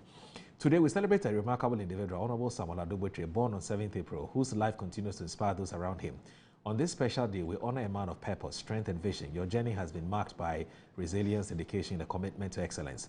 Through your character and actions, you continue to demonstrate that true leadership is grounded in integrity, humility, and service to others. As you mark another year of life, may this new chapter bring you renewed strength, greater vision, greater wisdom, and abundant opportunities to pursue your dreams and aspirations. May your path be filled with continued success and meaningful impact, and may you experience the fulfillment that comes from uplifting others and contributing positively to society. Your life stands as a testimony of growth, purpose, and a legacy built through kindness, determination, and faith. The Lord bless you and keep you. The Lord make his face shine upon you and be gracious to you. The Lord turn his face towards you and give you peace. Numbers 6:24-26. Happy birthday, Honorable Samuel Adum Boche. May the years ahead be filled with God's grace, good health, and greater accomplishment from the entire team, Birth and Death Registry. I also want to say hello, and a good morning to a lady who's also my friend. It's also the wife of a very, very, very good friend of mine, Baba Sadiq. And this one is coming from your very good friend as well. That's Bright Ameni, and it's also from me. Long time. She's called Adiza Ibrahim, but popularly known as Kubura Diamonds. She's a corporate marketer. She's also an author. She's a social activist and also a fashion entrepreneur. One of the things that I like about her is that she's very passionate about empowering the youth at Zango. I'm talking about the girl child education in the Zango communities. But she's also head of marketing for Electroland Ghana Limited. Yes, I'm talking about Adiza Ibrahim. Oh, mine is April 25th. Yes, 25th. So on this note, thanks for watching Good Morning Ghana. My name is Aldo Boro. Thank you. Alfred and the Honorable, thank you very much for your time. Bye-bye.